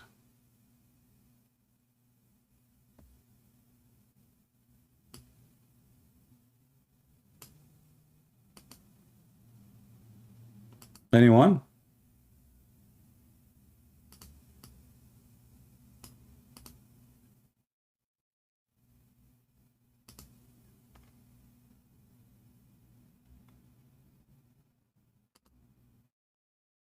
Any Abdul?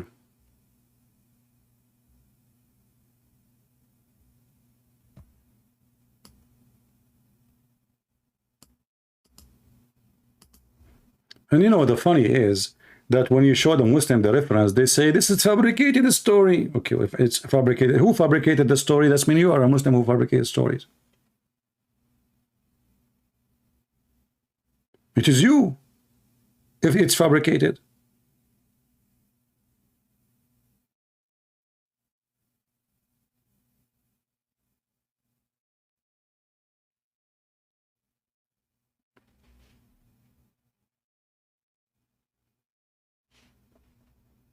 Do we have any Muhammadan?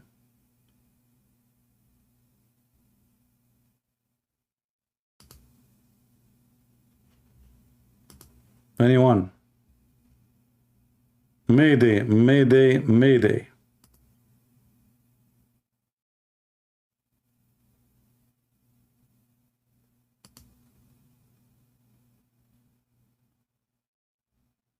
Hmm?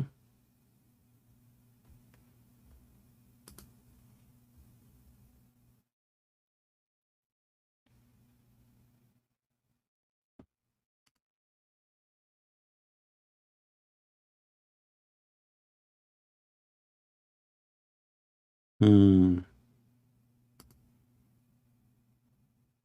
This is how strong Islam is. In theory, Islam is a religion. In theory. In reality, Islam is a joke.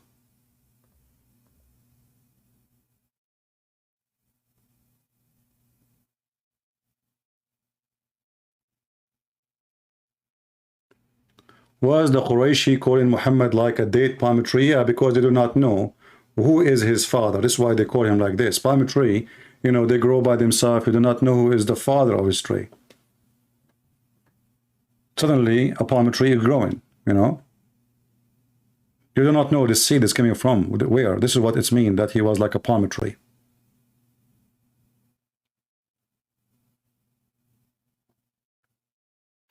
Forgive me, Rahman, you're just calling me names, and I did not block you, so I'm going to block you now, because obviously you have nothing except calling me names. Take a hike. Why you don't make a black magic for me, like what happened to your prophet? Somebody takes some hair from his ass, and then your prophet became bewitched. Give me your address, I will give you some hair. Not from my ass.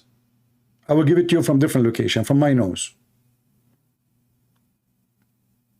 How in the world you Muslim believe that somebody, he can control somebody by some hair? Voodoo? Voodoo, voodoo, voodoo, Scooby-Doo?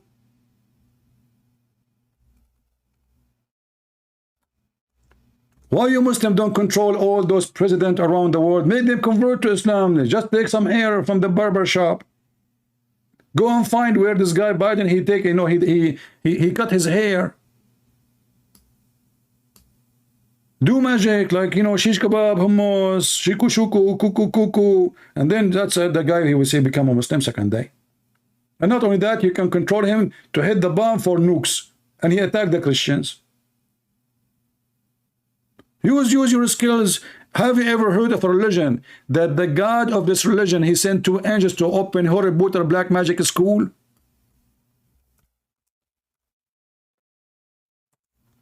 This is your religion. And the funny, they say to you, a liar. There's nowhere it says that, liar. It's in the Quran. It's da'if. The Quran is da'if. The story is fabricated. The Quran is fabricated.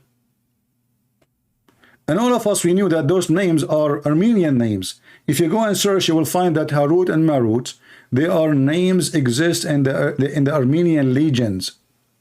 So Muhammad's stupidity went all the way to Armenia.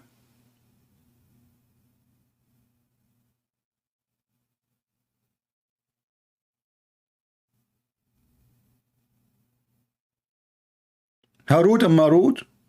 Are you sure? What happened to this God? And then Harut and Marut, when they come down to earth, what happened to them?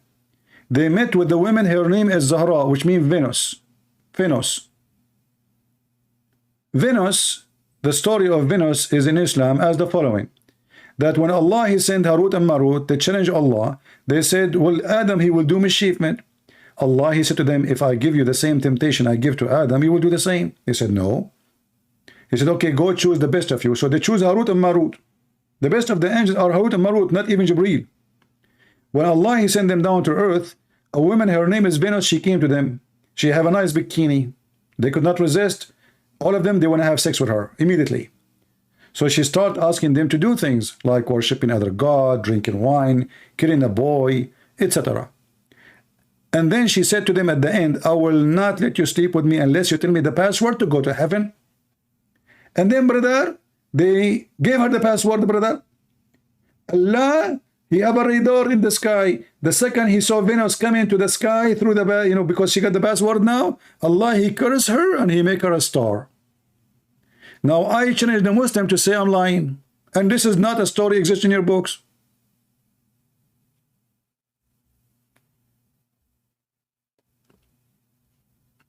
Mubahala in Islam. Somebody is asking what Mubahala in Islam. Mubahala is cursing party. Two idiot, because Muhammad, he could not refute the Christians. So they came first date for him. They said, let us debate. Muhammad did not respond. Man, we came all the way from Ethiopia. Let us debate. Those are monks. He did not respond. Like, Muhammad, we came all the way here to talk to you. He could not, because he is not a no match. So then what he said, let us invoke curse on the one is lying. Invite your children, I invite my children. Invite your wives, I invite my wives. And let us ask Allah to curse the one is lying. Have you ever heard of a debate like this? Because you have no answer. Cursing party. Until now, we did not have one single Muslim there to call us. As you see, Zakir Naik, he keep looking. He says, just one. Please, one. What Muslim call him? Do you see even Zakir Naik? He's putting his finger like one. Please. Can we get one Muslim? Just one, man, for the sake of the shin of Allah. Have you ever heard of a God? The Muslim, they say Allah is not a man. And then we find that Allah have a shin, Allah have 5 fingers, He have a foot, He have an ass, He have a face, He have 2 ears, and He have 2 hands in the right side. Actually, I find it very funny when Muhammad he said that Allah have 2 hands in the right side. Anyone knows why? And by the way, in different hadith he says Allah have left hand too. But what you expect? Muhammad, he says stupid things. Why Muhammad he says Allah have 2 right hands? Because right present right, left present wrong, correct? So Muhammad here is being extreme about his God, describing his God as a defect of birth. But look what happened. As long Allah he have 2 right hands, then still he have left. You did not get off the left. You see, if having left that's mean Allah is bad, the second you say he have right, that mean he have left.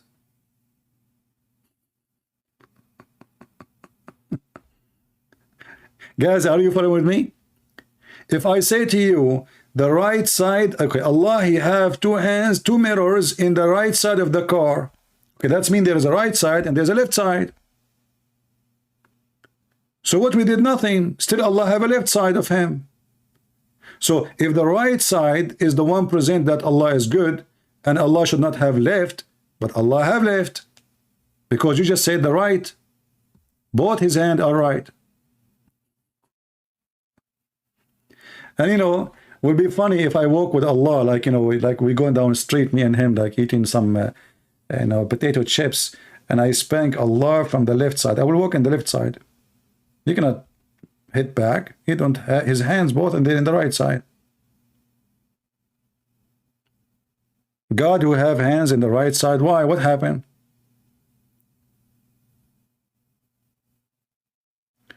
Does Allah have mouth? Sure, Allah have a mouth, absolutely. When David Wood, he said to Mimi Hijab, your Allah have a body part. Mimi Hijab, he answered the question saying, who said so? And because David Wood, as usual, he don't know how to debate, shouldn't you say to him right away, you stupid, your prophet says so, the Quran says so. Let us read together. Let the question go. You know, who said so? It's over. People love, and it's over. Who said so? Well, your God, your prophet said so. Your Quran says so.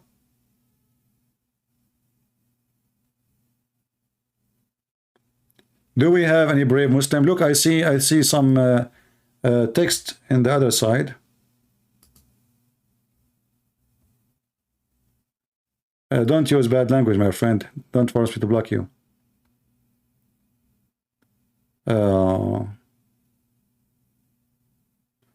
This guy, he is not a Muslim, maybe. He's an atheist. Yeah, he's saying Bible and Quran both are based on incest. Who did children of Adam and Eve marry? I mean, look who is talking about incest. An atheist. A person who believed that he is a monkey, an animal. He is talking about incest just to show you how stupid you are to call yourself an atheist. An atheist, he don't believe in incest, you donkey. An atheist, he believes in an animal. So incest does not exist in your dictionary. And according to you, if we ask you, according to your atheism, if there's any way will stop you, anything will stop you from having sex with your mother, you will say no. You're an atheist. There's a book says don't have sex with your mother. There's a book says don't have sex with your daughter or your sister. So you are talking about incest, you idiot. I don't have time for monkeys. Go and get some bananas. Atheists are the most silly, stupid people ever. Monkeys, literally.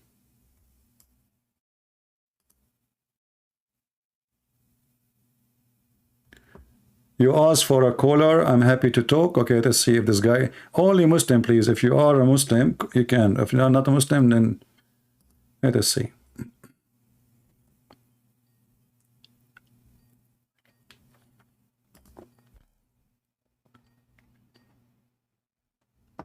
Hello? Hello? Hi? You are a Muslim and you say to me, hi? Are you a Muslim? Yes. Are you a Muslim? Yes. Okay. Are you the same person who called me yesterday and I hung up on him? I'm calling for the first time. For the first time. Why are you changing your voice? Changing my voice. Do you know how my voice was? Okay, so what do you want, my friend? How I can help you? I heard it just lying to the sister. Okay. How I lied to her? Help me. Go ahead. Okay, let's go back to anything you said to her. Like what? Like Islam being deceptive. Okay. Like being What is the word deception mean? What deception mean according to your understanding? deception Uh-huh. is asking people to do something. Uh-huh. Once they do So the what? what they were expecting from you, they don't get it from you. Ah, okay. But if you're expecting from somebody something, you did not do it, that's not your fault because this is their expectation. What does have to do with deception? If you say to your kid, here, I give you $20 if you cut the grass. Okay. He cuts the grass. Okay. And then you refuse to give him his $20. Okay. That's deception. All right. So I want to ask you then, if Allah, He promised me to go to heaven, and then Allah, He made me go to hell, but He promised me to go to heaven. Is that what you are talking about? Allah promised those, anybody believes in Allah, believes in last day, okay, in a righteous life. Right. Is an infant, he is born of a Muslim family, will go to heaven? Anybody. Let me first answer your question. Okay. The first question was about who's, if Allah promise the heaven to you, All right. be you Christian, be you Jew, be you Nazarene, be you Muslim, if you believe in Allah in the last day, in righteous life, Okay. you can put the up. It's 262. Put the up and read it and see how merciful is Allah. Okay, I have a hadith in front of me. I need your help. Can you help me with it? I'm quoting you the word of my God, and you want I'm quoting to you the word of your prophet. We will go to the word of your God, no problem. Are you saying are you saying the word of your prophet is a false word? It's here, people. He could have said that. Maybe he did. Maybe he didn't. We can say the same to the Quran. Maybe he did not say the Quran. Quran been written by who? Time of Muhammad. Okay. Do you have the Quran of Muhammad? Yes, sir. Where is the Quran of Muhammad? Why are you changing debates? No, I'm not changing anything. You just said that we have the Quran of Muhammad, but no, not a single Muslim says we have the Quran of Muhammad. I was talking about the deceptive word. Exactly, but I showed you what your prophet says about deception here. I will show you hadith. You said you don't want to read the hadith. Why you don't want to read the hadith? Are you saying that you Muslims, when you collect things about your prophet, you lie? Anybody collects anything, gonna create problems. That's why when they collected the Bible, Luke contradicted Matthew, contradicted John, contradicted Mark, because it's hearsay. So how? Okay, as long as you take the Quran, how the Quran then confirm the Bible then? Hold on, please. Let me prove. You see, don't go. You see, you are going against your Quran now. Does the Quran agree that the Bible is clear and it is proven and Muhammad believe in it? You deceived her. Now you want to deceive me. I'm asking you, is the Quran, the book of God, confirming the Bible we have in our hand? Yes or no? No. Okay, read for me chapter 2, verse number 41. Of course, I know what you're talking about. I can read the verse. You said what you got. You see, you stupid son of Muta. You are ultimate for changing your voice, and now you came to your voice again. You forgot yourself. Hold on. You said what? You ultimate fart. Ultimate who? Ultimate fart. Do you want to keep this going, or you want to just run? Aren't you ultimate fart? Be honest with me. What are you talking about? Swear by Allah that you are not the one who called himself ultimate truth. I swear by Allah, what?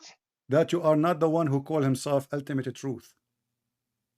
I swear by Allah, I am not the one that called himself ultimate what? Did you say the F word? You said ultimate truth. Ultimate truth. Ultimate truth. Truth. Who's ultimate? Just saying, swear by Allah that you are not the one who called himself ultimate truth. Why are we gonna do with that? Do you say what? Just say it. You change your voice. You change your voice, but we know that is you. Who is that guy? Why are you afraid of that guy then? I'm not afraid. Here we go. I'm talking to you, and you are a coward. You are the one who changed your name, you coward. And then you're running from the guy? You are the one. You are the one who's running away from me. Here we go. We show you the Quran. We show you the Hadith. And when you call me, you call the MF to your prophet. Did you say the word MF to your prophet last time you called me? Oh, I know what you're talking about. You didn't know what to talk about, you son of Muta. Go change your voice. Shame on you. You have no dignity. You are just a very fake person. I mean, you change your voice. You know why you are showing me the Hadith? We know ultimate fart. You don't accept the Hadith. Run, CP. Run. Run, coward, son of Muta. Run.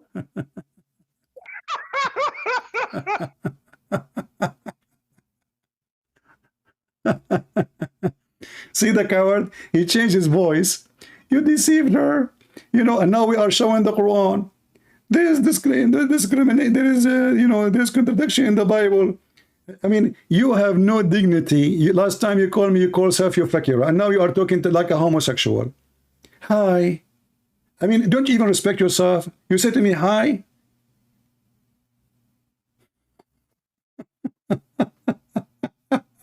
Taqiyya. So there is a contradiction. You deceived her. You know, like what the heck? Change your voice. Speaking from your nose, stupid idiot. Nobody run from you, but we don't want to have a filthy mouth here. Your mouth is a sewage. Coward. Here we go. This is the Quran in front of you, saying, confirming which already they possess already with their hand. مُصَدِّقًا لِمَا مَعَكُمْ. And you stupid idiot, when you said to me that chapter 66, this is the last time what you mentioned to me. I mean, you try to change your voice. I know, and there is somebody in the chat, he says, from previous last time, he said, this is not him. Come on. What a coward you are. What a potato. You are the joke of everybody. You know, we asked the guy about how he's a prophet, disobey Allah. This is the same guy who accepts that the Quran is corrupted. If you remember, he accepts the Quran of Rashad Khalifa. He is a follower of Rashad Khalifa. And he don't accept the hadith. I asked this potato, okay, what is the name of your prophet wife? He said Aisha. What is the name of her father? He said Abdullah. I said, where do you get this from? He said, I don't believe in the hadith. He don't accept the hadith at all. The hadith is made by the MF Arab. Very filthy mouth. Then the second you ask him a question, what is your prophet was? Mecca. Who's his wife? Aisha. Who is Abu Bakr Khalifa? Like, so how do you know that? From the hadith. And then he said to me, from the books of history. But the only books of history is the book of hadith about Muhammad. It is a one single book written by an Englishman in the time of Muhammad about Aisha or a Greek man. What books of history? What? Coward. So anyway, we ask him about this verse here, chapter 66. We ask him why the prophet, he forbidden what is not forbidden by Allah. Why he's breaking the command of Allah. He said to me, according to him, that if you are a messenger, there's a difference between messenger and a prophet. You know? There's a difference between messenger and a prophet. Okay, what's the difference? One, he commits sin, and the other one don't commit sin. Muhammad, he have double personality. He don't commit sin, and he commits sin in the same.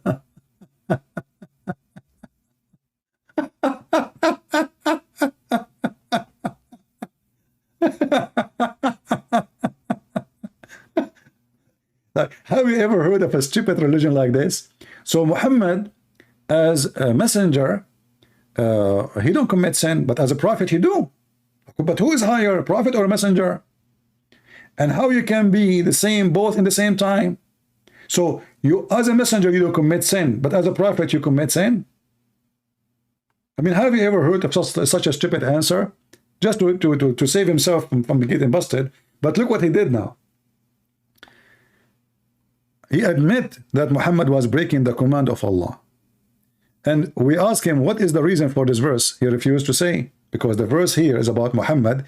He been found red-handed having sex with his servant, his slave, and her legs was up when the wife came to the bedroom. And she said to him, in my day, in my bed, you filthy son of Muta. And then Muhammad, he told her, if you don't tell anyone, I will make your father the caliphate after me. You ask this potato, what is the reason for this verse? He said, who care? I care. What do you mean you don't care? This is the Quran. We should know. Shouldn't we know what he forbade? What he made unlawful? How a prophet of God, he break the command of God? Why he do that?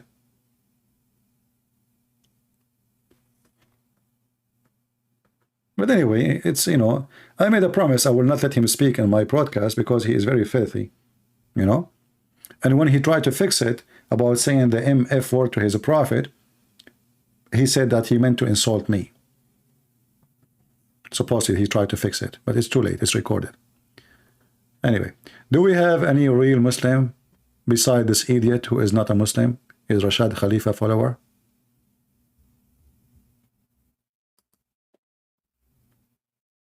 Anyone?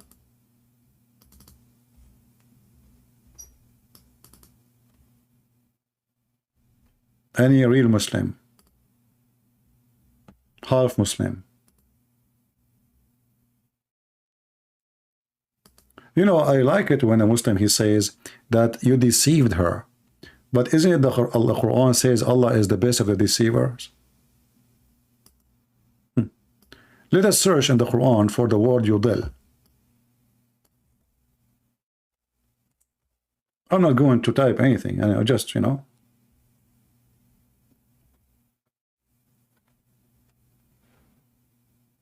This is the Quran, chapter 16, verse number 37. It says, even though if you, Muhammad, desire their right guidance, still Allah assuredly will not guide them whom he mislead. This is the Muslim translation. Allah will not guide who? Whom he misleads. So what shaitan do for a living? Who is shaitan in Islam? Shaitan is Muhammad, is Allah. So Muhammad, he could not explain why they don't believe. And Muhammad now is being smart. He's an idiot, he's stupid.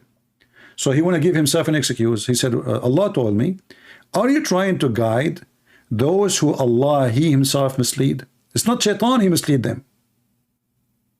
You understand? Who is the one who mislead those people? Allah. Read carefully. Chapter 16, verse number 37, and this is the Muslim translation. If we ask the Muslims, who is the one who mislead people from worshiping Allah? They will say, shaitan. Correct? Shaitan. Okay, but the Quran says Allah. Are you going to guide those who Allah mislead?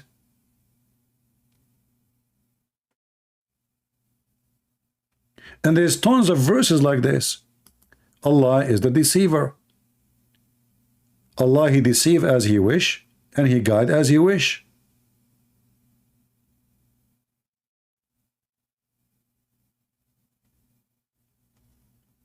Chapter 16, verse number 93, as an example. Had Allah willed, he could have made you all one nation, which means believe in one belief. But he sent whom he will astray. What the word astray here? Yudil. What does that mean? Mislead, deceive.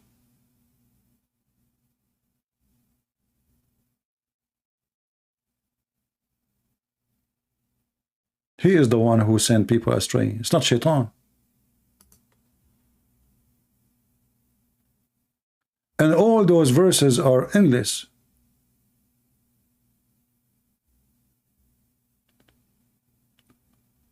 Chapter 35, verse number 8, saying the same.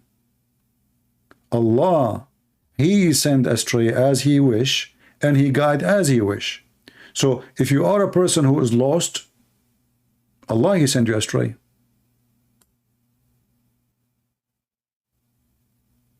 It's in front of you. So he said, I deceive this woman.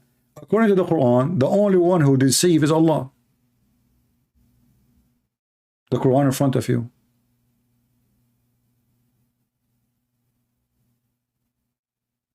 Chapter 40, verse number 34 is the same.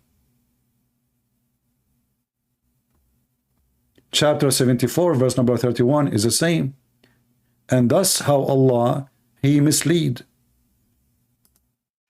This is Biktal translation. Let us see Hilali Khan. Read with me. Who is the one who mislead? Who is the one who lead you astray? Allah is the devil. This is the Quran. We are not, this is not even our translation. We are reading the Muslim translation as it is. And the Quran is full of those verses.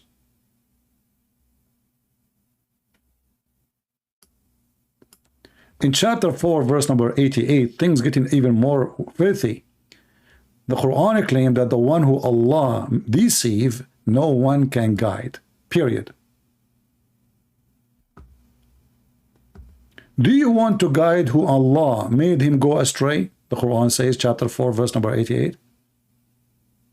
And he whom Allah has made to go astray, you will never find a way for him.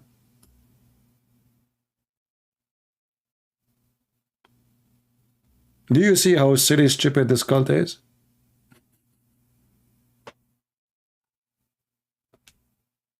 But according to Allah, he is the one who mislead people.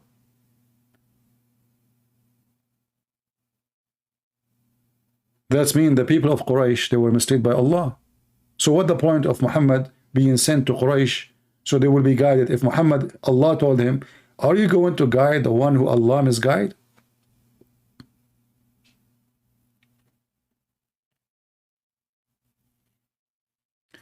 Somebody's saying, it's so clear, but why they don't open their heart? My friend, you see, what we do is like a drop of water. You know the drop of water? Let's say you have a faucet.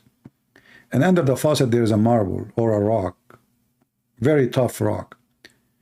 The drop of water, after some time, is going to make a hole on the rock. So it might appear that they are not, but as you see, the lady who called me, she was listening for years. And, you know, the more she listened, the more she studied, she researched, she find that we are sharing the truth. So things will not happen overnight. You know, me, myself, I do not know how many people leave Islam because of what I do. I have no idea. If she did not call me, how I know? We don't know. There's many people, they don't have the courage to call, say, I left Islam. You know that this is a religion of terrorism. If somebody leave Christianity, he make a video about it right now. You know, nobody will kill him. But there's millions of Muslims. Don't you see in Iran, they are burning the hijab by millions? Which means there is apostate by millions. In the street, not hidden like inside the houses. They don't fear the police no more. Already thousands of them get killed.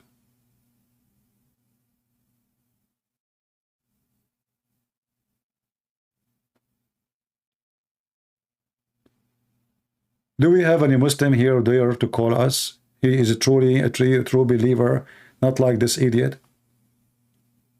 Who is a true believer in Allah and His Messenger? He can call us.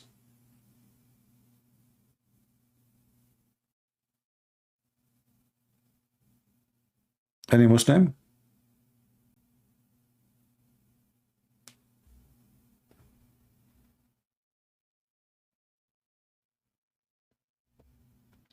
Actually, CP, even in that English translation is this deceptive, because it did not indicate.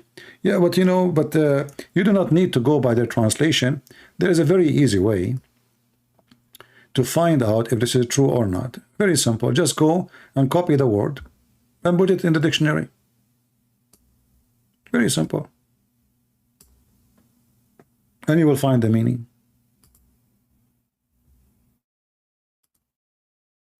You know what I mean?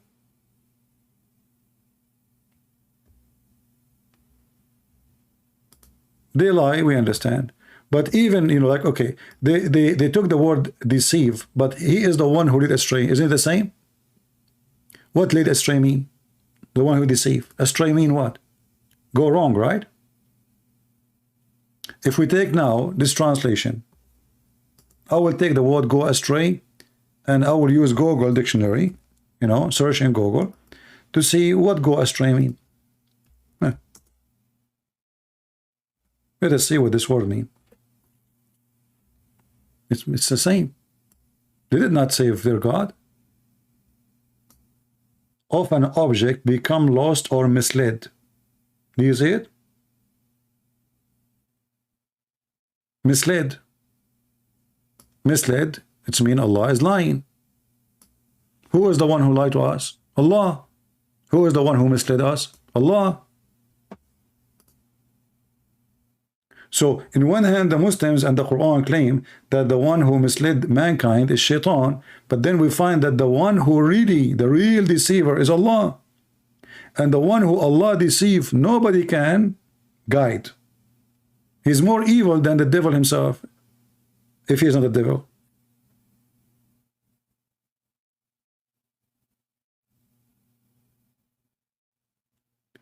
Ishmael was a blessed to fool. What the Muslim have to do with Ishmael? You see, mistakenly, many Christians, because of what they learn in their churches, because our priests are ignorant like Muhammad, they keep saying to them that the Muslims are from Ishmael. But isn't it the Bible says that Ishmael, his mother, she is an Egyptian, and she took him to Egypt and she married him from Egyptian women? So how the Egyptian man, the son of Egyptian women, the son of an Aramaic man, he married an Egyptian woman and he is the father of the Arab? But you go to churches, because our churches, they are copy-paste like the Muslims, many of them, a bunch of ignorant priests. They keep saying that the Muslims are Ishmael, the Ishmaelists. They are not. They have nothing to do with Ishmael.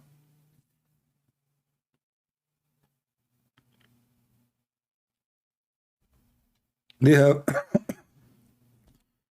you know, even the word Arab, many, because of their ignorance, they think Arab, it's an ethnic. Arab is not an ethnic. Arab is an Aramaic word, mean desert.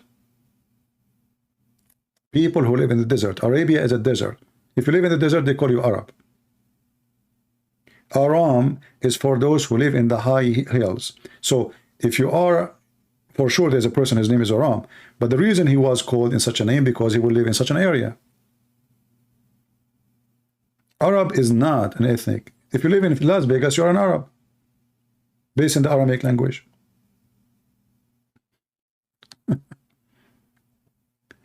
This is why in the Quran, like the same idiot here, the one who called me, he argued that the word in the Quran, Arab, is not the Arab, not the Bedouin. He said it's not. No, it's not.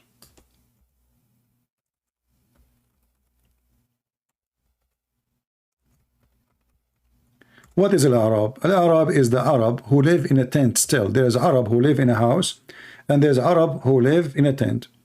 So those who live in the tent, we call them the Bedouin.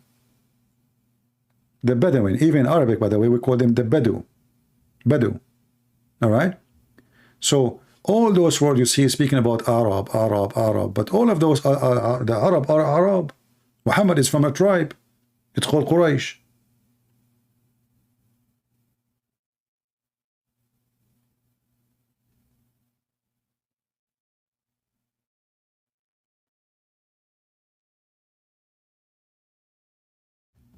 We have a person, his name Adam Taj, and he is crying. Adam, why you don't call us, my friend? Adam Taj. You know, look who is talking about love. Adam, who follow Muhammad, talking about love. Well, Adam, you know, your prophet, he have too much love to the point he went to his own son's house and he fell in love with the wife. Is that the love you are seeking, my friend, Mr. Adam? Is that the best example for you for love? I like it when a Muslim, he school other people about love. Is that your prophet who put nails in the eyes of people and he chopped their hands and their feet and he crucified them? And you are coming here to school people about love?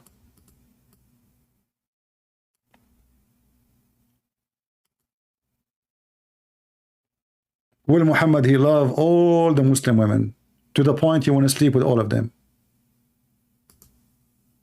Isn't it the Quran says any believing woman, she offer herself to the Prophet so he can F her? So maybe the love you are looking for, Mr. Adam, is somebody to sleep with your wife. And that will be the best example for you.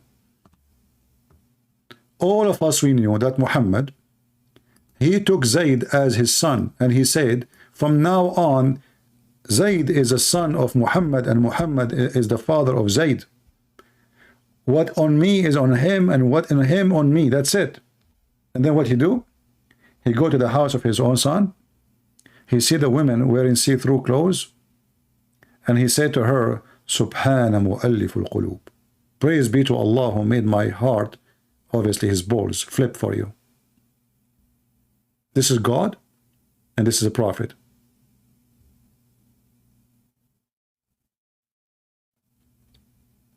Well, Adam, he have no answer for us. He keep complaining. Let us send you to Allah. Take care, Adam. You are just an angry soul, my friend. You are calling people names, but you cannot answer anything. Why you don't answer us about your prophet flirting with his own son's wife, and later he took her as a wife? What kind of God? He tell the prophet that this is yours, take her, she's married. What kind of God he sent a message to his prophet saying to him, this is a woman, why you are ashamed to say to people that you want her, she is yours? His son came home and the wife, she told him, do you know that your father was here and he flirted with me? The Muslim book says, فَفَطِنَ Zayd. So Zayd, he got it. Man, my father is sleeping with my wife. So he went to Muhammad and he said to him, please give me permission to divorce my wife. And here you ask yourself, why is asking for permission to divorce his wife? A Muslim man do not need permission, but because he is his son. Did you get the point? He's asking for permission because this man is still under the promise that he is the son of Muhammad. And then Muhammad, because of that woman, he made a law in the Quran to forbid adoption just because he want to sleep with his own son wife. The Arab, they used to have a lot of noble action. One of it is adoption.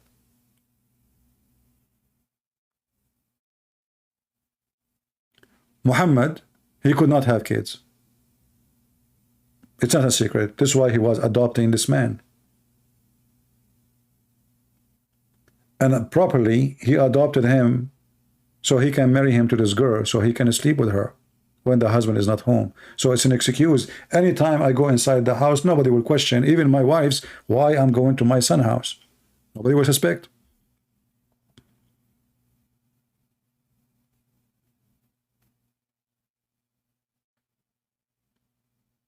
Do we have any Muslim here?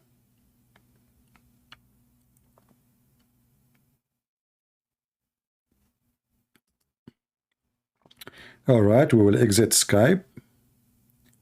And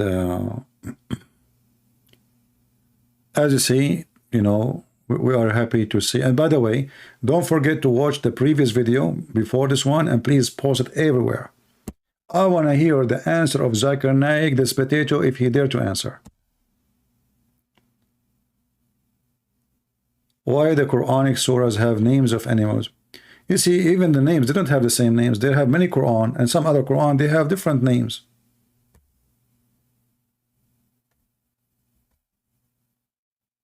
The Quran does not have same names. After they made the Quran, they tried to copy the Bible. You know, like the Arab desert, they don't have like a chapter and verses, and Muhammad never gave chapter and verses. This doesn't exist. Muhammad, even the Muslims themselves, they say to you, Muhammad do not know how to read.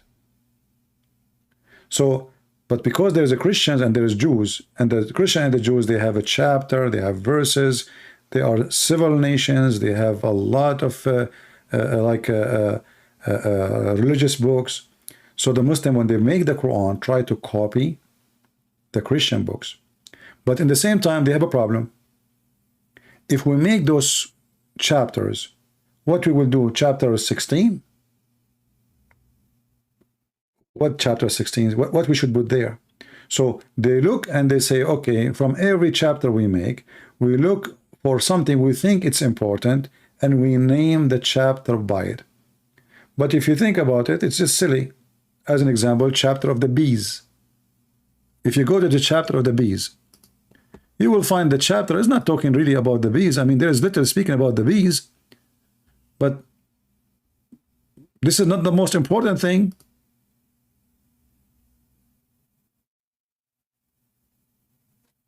Look, he spoke about the bees once, and then the rest have nothing to do with the bees. What does this have to do with the bees?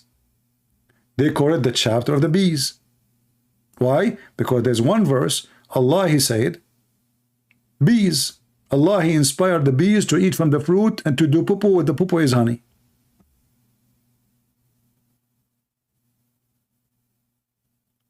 Chapter of the genie. Actually, the chapter of the genie is very funny, because according to the chapter of the genie, the one who made that chapter is the genie. And yet the Quran says, who can make Quran like Allah? And the Quran says, even if the human being and the genie, they meet together, They cannot make Quran like this, brother. They cannot even make 10 verses like this.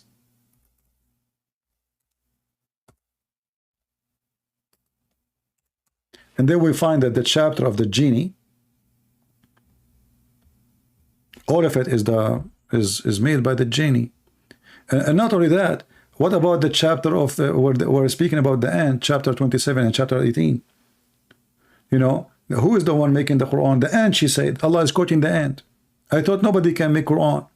Suddenly the ant speak Arabic, and the ant, she said. Who's talking? Remember, nobody can make Quran like Allah, right? And then we find that Allah is quoting who?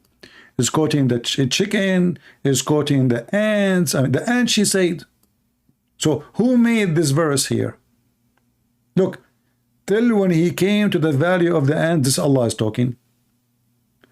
One of the ants is saying, stop. Allah, stop talking now. Oh, ants, enter your dwelling, lest Solomon and his host crush you, while you perceive not. So who is the one who made the Quran? The ant. Quotation, quotation. Allah is quoting the ant.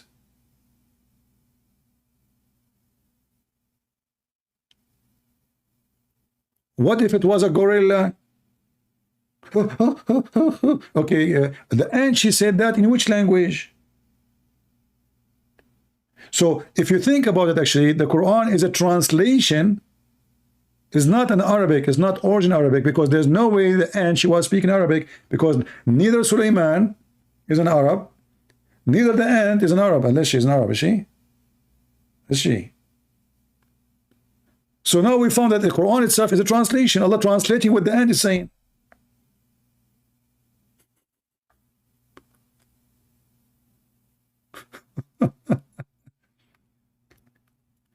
What if a rat was in the way of Solomon? Allah will quote the rat. What if it was a frog? And then Solomon, he checked the birds. And Allah, he quote Solomon. I said, but I thought nobody can make Quran. So now this is what Solomon said, or this is what Allah said. If this is what Sulaiman said, that means Allah is not the one making this Quran. Sulaiman made this Quran. And then Sulaiman, he checked the birds, and then he found the hudhud is missing. Like, what the heck? Where do you go, man? And then he said, I will surely punish him. I mean, look how serious the story. One of the birds are missing, brother. Allah, the one who created the 7 Majid and the 7 Lord of Ring series and the 7 galaxies, is now making a story and quoting us what happened to Sulaiman when he went to the chicken cube. He did not find the chicken. Sulaiman gets so angry. He said, if this chicken did not give me a reason for why it is absent, I will make it barbecue. This is God.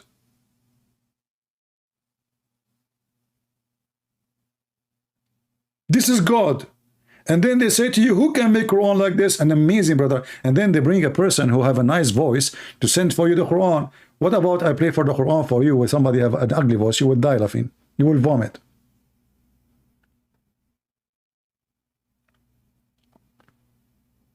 There is a sheikh. Let me see if I can find the video. He was in France, I think. So, you know, the Muslim, they claim that the Quran, like, you right away, your heart will tell you. So the guy, he asked someone, is not a Muslim, he's a French, anyone voluntarily to come to the stage, to the like stage, and he said, I'm going to do something now. I will recite the Quran for this guy, and his heart will make him see which one is the correct Quran. I will recite 2 things. One is true Quran, and one is a false Quran.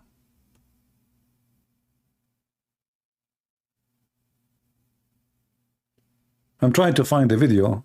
I don't know if they deleted it. It should be there.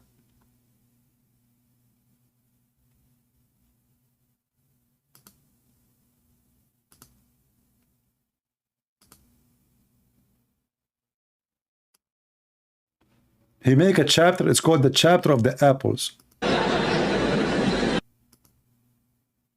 And look, now the Muslim, they are saying that the Sheikh is now in the hospital, brother. Allah punish him, brother. But this is not the same guy. And if he is the same guy, I make fun of Allah every day. So anyway, he recited a chapter, which is false chapter from the Quran. He created himself, like fabricated. And he recited a chapter from the Quran. Read Quran. And they asked this French guy, which one you think is more close to your heart? He chose the false one. But I cannot remember like what the title of the video was. And supposedly, like, you know, he will impress the people, like, wow, he chose the correct one. Wow. How he, I mean, the guy don't even understand an Arabic word, one Arabic word.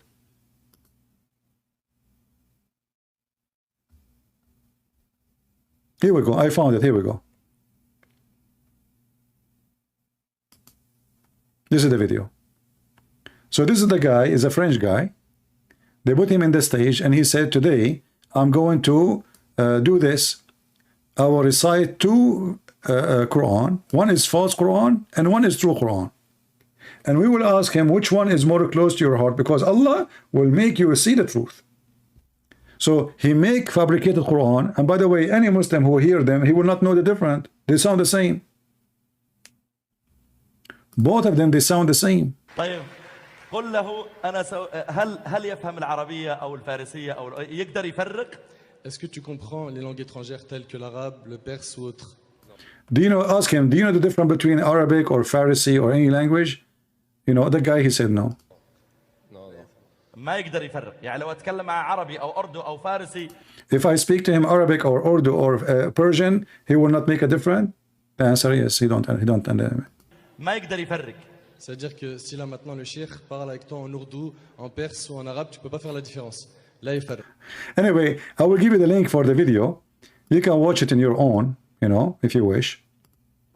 It's very funny, very stupid, and very embarrassing. And then the guy, he chose the false Quran. And there's thousands of people watching. And now there's people, they are copying this Quran, false Quran, publish it everywhere, because he made it really so good. The guy, he sing the false verses, the one who he created them. And they sound really like a real Quran. Even better. Let us see here. The false Quran. Let us go to the false Quran. Where is the false Quran? Here we go. Now this is the false Quran, guys. You see, he's making the sound the same as the Quran.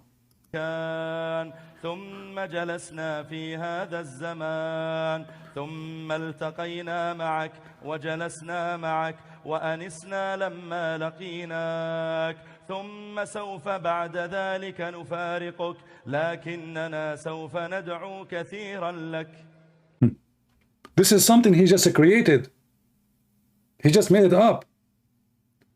He just sang it the same as the Quran. And now he will ask the guy, which one is more close to your heart?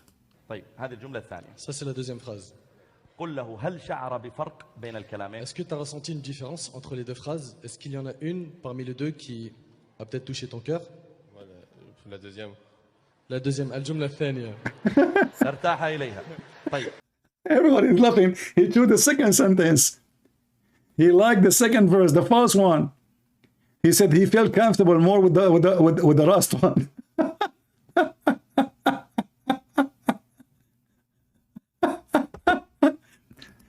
So you can play this video. You can play the part of the when he play. If you speak Arabic, you can play what he said. We sat together. We went together. We ate together. But it sounds like Quran to a Muslim. He will say, "Yeah, it's beautiful." He will think really it's like Quran. Actually, I should do that. Just wait for some time when time comes. I'll play it for a Muslim. I will ask him, "What do you think about this Quran?" I assure you, he will say it's amazing. He didn't understand. Because it sounds like, you know, something. He's singing it. And now, supposedly, by doing that, they will make a lot of people like, wow, Islam is amazing. But this guy, he was just simple. He did not lie. He liked the second one, which is the false Quran. If you remember Mimi Hijab, when he was speaking to what his name, Patterson, suddenly he started reciting the Quran. Patterson did not know what happened. He just singing, you know. Why? Because the Quran says if you recite those verses to a mountain, the mountain will collapse. And nothing happened to the guy.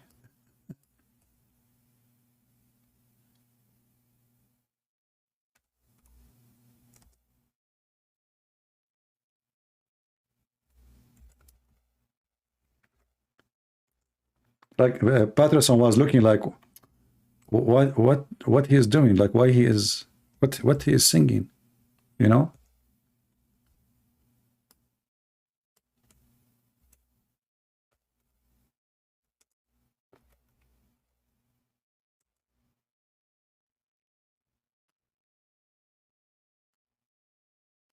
This is what he quote for him, chapter 59, verse number 21. If we had caused this Quran to descend upon a mountain, though, O Muhammad, verily had seen it humbled, rent asunder by fear of Allah. Such is the same, you know, like a translation is really very, what the heck with this translation? What the heck? This guy is using Google Translation. I can't even, me myself, I can't read the English one. Had we sent down this Quran on a mountain, you should surely have seen it humbling itself. He surrendered to Allah. So Mimi Hijab, he started suddenly, he starts singing the Quran. Patterson, he did not know what he's doing. He said, what, after he finished, he said, what is that? What was that for? Mimi Hijab, he says, well, this Quran, you know, like will make your heart blah, blah, blah, blah.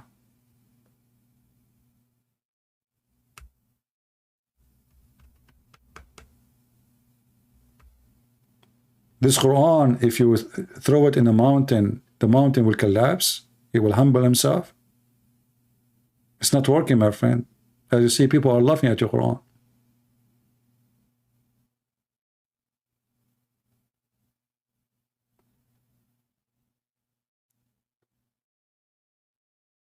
Anyway, I hope today we have a good time. Don't forget to download my videos.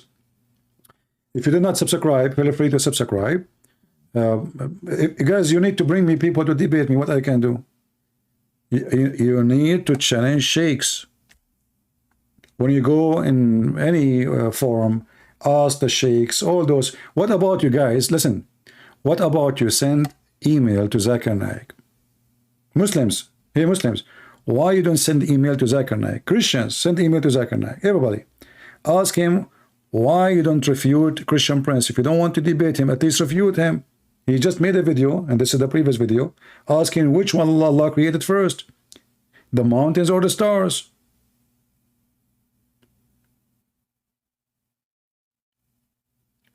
Let everybody laugh at him.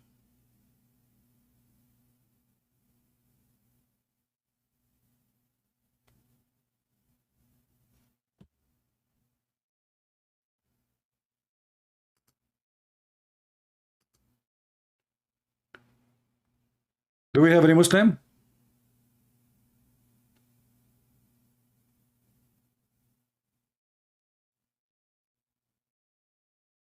Any brave Muslim?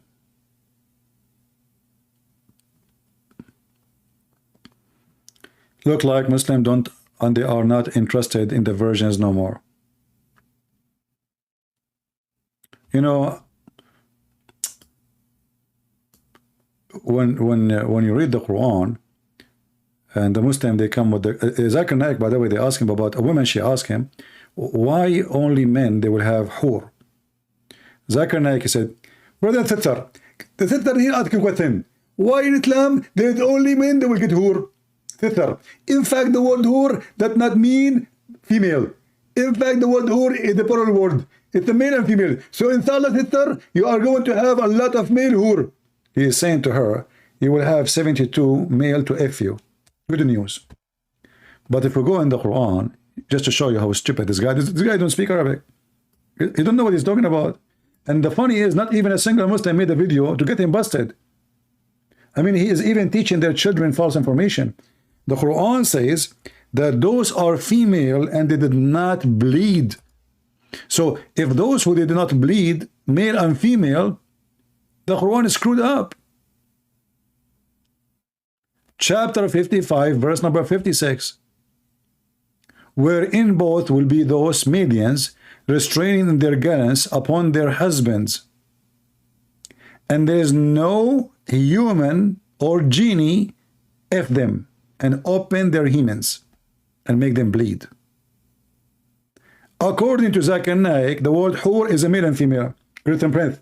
First of all, I did not say that the word hur and male and female. In fact, by the way, do you like calamari? Zakir Naik, what calamari have to do with calamari? I'm asking about this now. Focus with me. Written print. I'm very angry and I cannot answer you and let I go and Zakir Naik, answer the question, man. You are the one who said in front of 20,000 people that this is about male too, not only female. So you Muslim, you are going to F male and they will bleed and he will open their hymens? Great and Prince. First of all, we Muslim men, all of us we are Christian. And the proof is me. As an example, Zakir Naik, you have a child, you have a son. How your wife, she got the son? Great and Prince. I get him downloaded from eBay. All of them, they are virgins. So the woman, she's asking him, why only men, they will have virgins? He come to her and he says, no, no, no, the word hur is not about only females. It's male and female. And the video is there.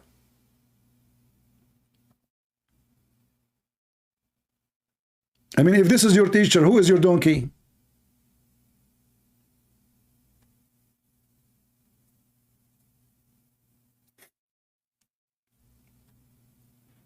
And by the way, just watch the comment. You will see a smart Muslim.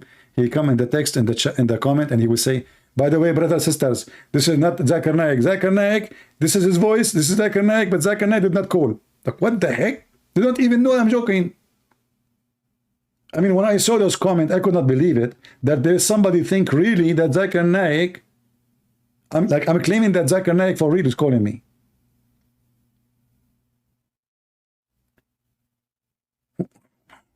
Weirdo.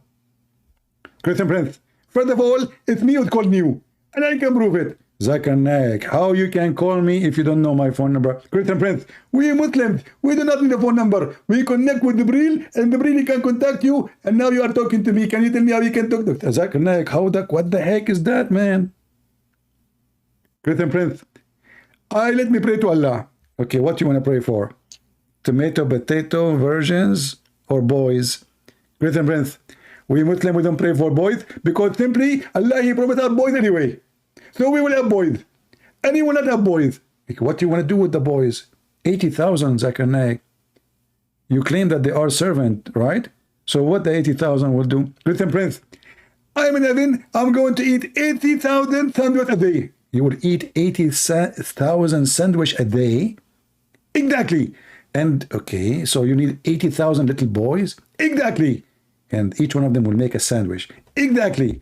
I mean, how slow the whole day is that guy is just making a sandwich? Exactly. Why is so slow? Christian Prince, first of all, the sandwich is so big. It's like from here it's to Washington, D.C. What the heck? The sandwich is so long, like from here to Washington, D.C. Exactly. Zakir Naik, stop saying exactly, man. You are driving me nuts. Exactly. Like, what the heck? Why you are going to eat so long sandwich when what is inside the sandwich? Christian Prince, first of all, you will not eat our sandwich. And the Quran said, Allah, He said that you eat your food, I eat mine. What the heck?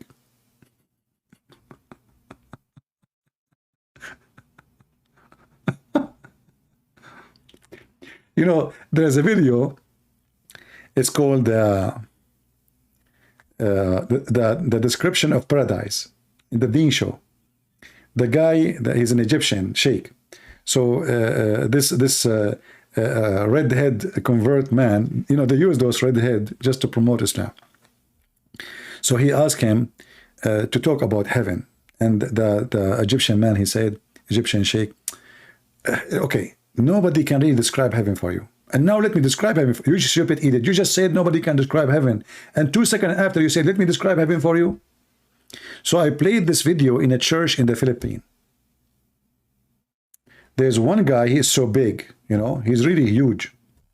And he was dying from laughing, and the chairs are made from plastic.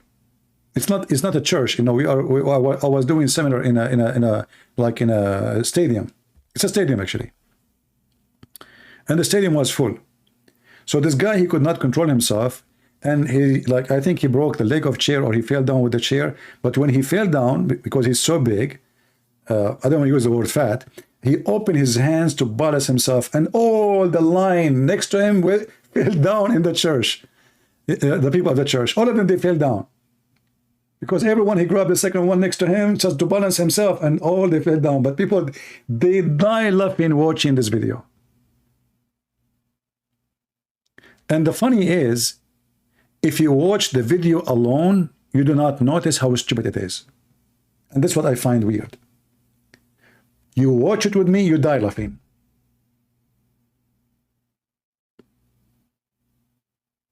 I have a guy, he said to me, you know what, I saw this video before, but man, you killed us. You know, Philippines is very hot, and because too many people, the breathe, you know, it's not made for such a crowd. Because we have chairs in the floor, not only the stadium. So he said, you know, you killed us with laughing. You could not hold ourselves. I saw this video before, but I never laugh. You know, I did not even see anything funny. How you do that? I said, because you don't listen carefully. You don't see. You know, you should learn how to dig. And this is what happened to all of us. We read, but we don't read really. Like, look at this. Millions of people read it, but nobody see what's the stupidity there. Like, have you ever heard of a God? He promised me to sit in a couch. Couch. This is the reward of the believer who died for him. I will recline in a couch, and I will have a silk made in Iran. You see, in Arabic here it says istabraq. Istabraq is like saying Gucci. It's a brand name. It's not silk. It's not word means silk.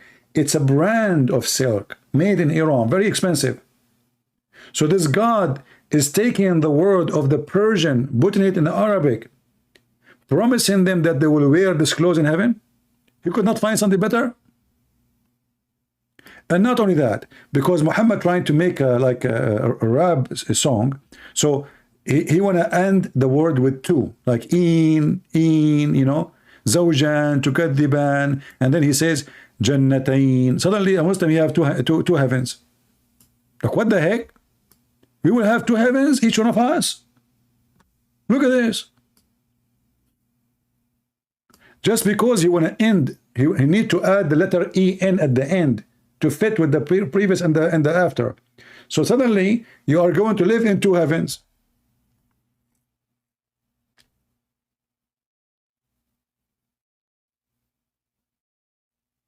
Like we asked the Abdul, where you live now, which heaven? He said one leg here and one leg there. I feel sorry for the one who is between your legs now, what he will see, because your legs is open. Those heavens, you know, Muhammad described the heaven tree is 100 years you will walk underneath of it, brother. And the tree, brother, have leaves made of gold. And then Muhammad, you know, guys, if I want to continue talking, we'll stand until tomorrow. Shall I go, or we're finished? I supposedly I was leaving an hour ago. You hate me, don't you? Look at this.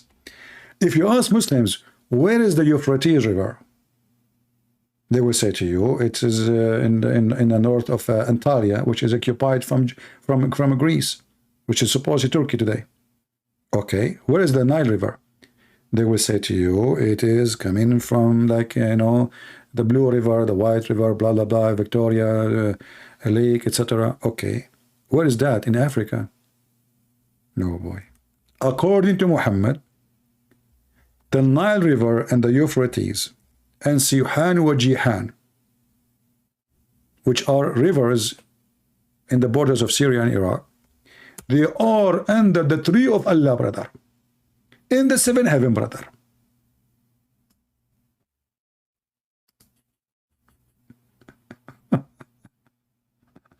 Oh boy.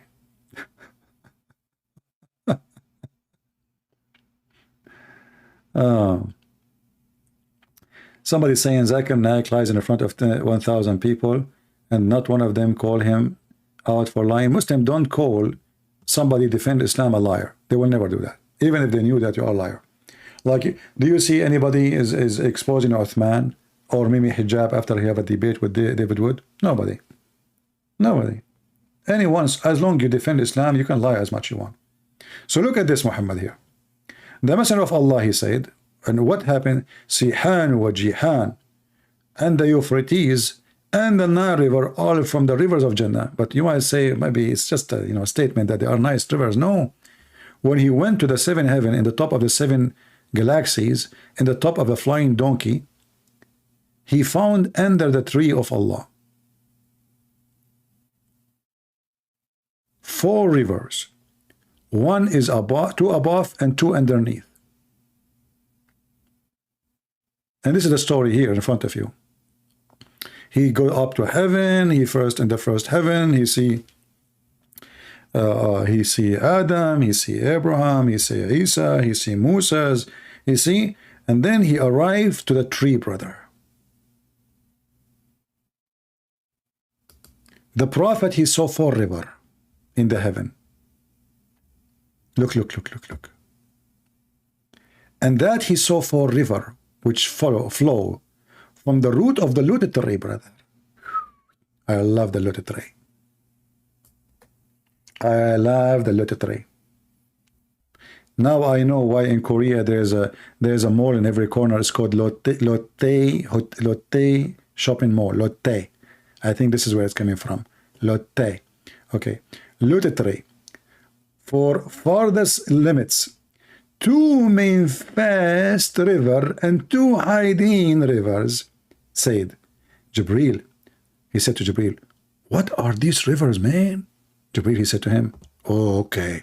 The 2 rivers, they are rivers from paradise, and regards the 2 manifest ones, they are the Nile and the Euphrates. Like, what the heck?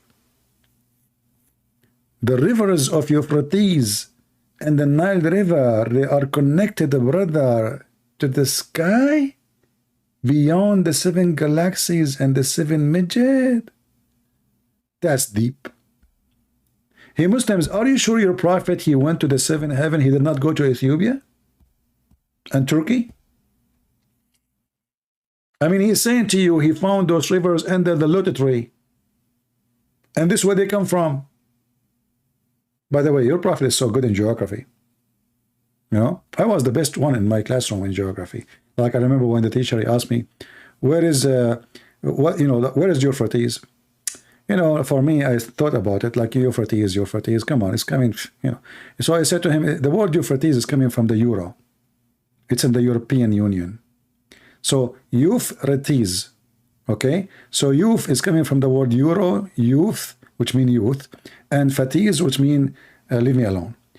The teacher, he was like impressed. He said, wow, that's deep. I said, yeah, I get that from the Greek mythology. You know, I learned the philosophy from the Greek people. He said, what about the Nile River? He said, well, I cannot talk about poetics. He said, well, why it's about poetics? He said, you know the thing. And he was impressed by the answer because I got him busted. I just said, you know the thing. By saying you know the thing, that's mean you know the thing. That's mean you do not question the thing. And this is what Joe Biden he used. The second he say, you know the thing, that's mean that's it. It's over. It's explained, it's clear, and that's it. Loot tree?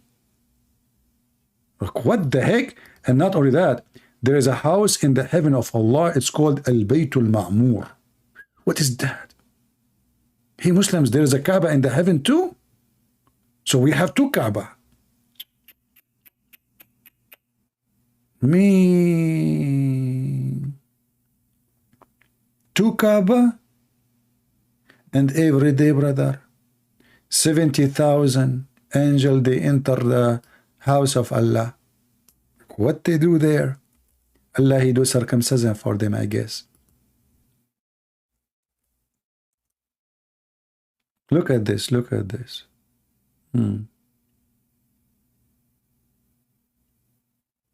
This is the story of Muhammad. He received a dish of wisdom and a dish of faith, and the angels, they put it in his chest, brother. By the way, me myself, I never went to school. I got this from Jibreel.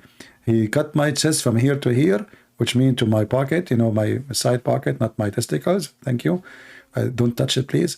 And then, you know, he brought a dish of faith and dish of wisdom, and he put them in my chest, brother. I mean, have you ever heard of such? It doesn't matter where you go. This religion is just made of stupidity.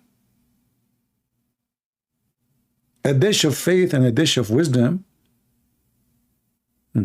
And here, he reached the seventh heaven.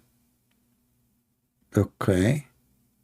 Hold on. What is the house? Al Baytul Ma'mur. I don't see it in English.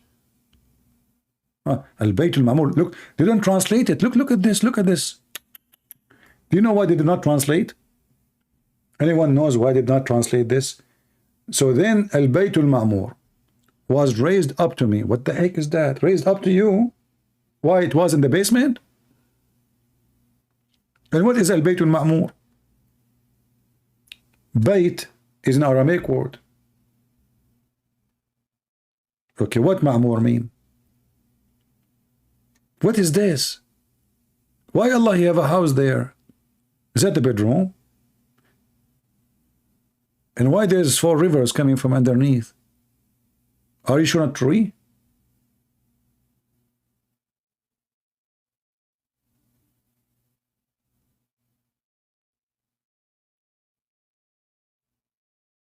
Are you guys enjoying being here with us?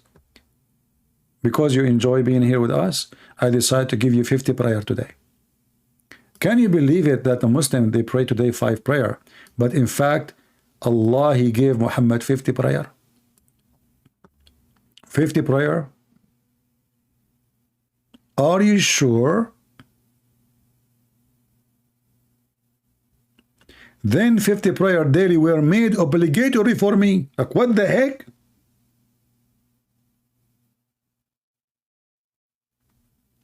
How they become 5? The story says that Allah, He gave him 50 prayer as an order, and then Muhammad, he was going down stairs from Allah heaven. He met with Musa. You know, Musa is a Jew. You know, those Jews, they are very good in mathematics. So Musa, he said to Muhammad, Khabibi Muhammad, tell me, Khabibi, what happened to you, Khabibi? So Muhammad, he said to him, hey, I'm so happy, excited. Allah, He ordered me to pray 50 times. Musa, he said to him, Khabibi, are you stupid, Khabibi? How you can pray 50 times, Khabibi? The day is 24 hours, Khabibi. You cannot pray 50 times a day. To do ablution, you need 20 minutes, Khabibi. And then you need 15 minutes to do the prayer, Khabibi. And how many hours you have to sleep, Khabibi? So Muhammad, he scratched his ass. He said, oh, you are right. He went back to Allah. And then he asked Allah for discount. And then Allah, he said, okay, you know what? 45, like in the Philippines. Muhammad, he went back. He found Musa's. Like, look like Musa's, he have nothing to do, you know, like it might be what was the weekend, you know. So like he's bored. So Musa's, he was like waiting for him. Khabibi Muhammad, what happened, Khabibi? So Muhammad says to him, hey, Allah, He gave me discount 5 prayer. Musa's, look at him, you idiot. Khabibi Muhammad, 45 prayer, Khabibi? You can't pray 54, 40 prayer, Khabibi. Are you stupid or what, Khabibi? So Muhammad, he went back again to Allah. And he asked him for discount. And each time he go back, Musa's, he asked him to go back and ask for a discount. So from 50 prayer to 5 because of a Jew.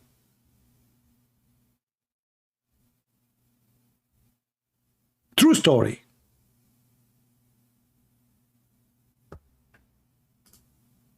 Look, the story is here. And it's funny, is like, you know, Musa, he's talking to Muhammad like talking to a kid. Go back, okay? Go back to your Lord, mighty and sublime. And what the heck? So I went back to my Lord, the mighty, the sublime, and reduced the portion of it. Then I came back to Moses, and he said, go back, man. Go back, you idiot. You did nothing. What the heck with you? Still a lot, man.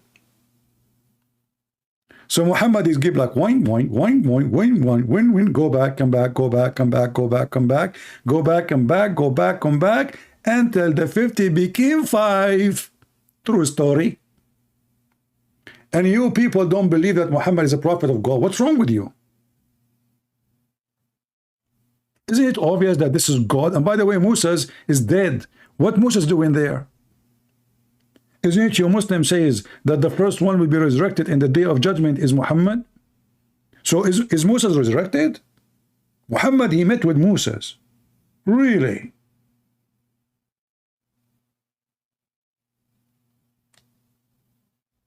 Who is here for the first time?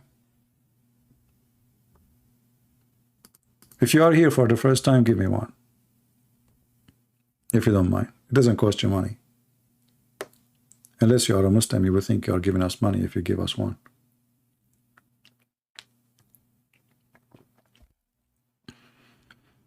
Who is here for the first time? Give us one, please.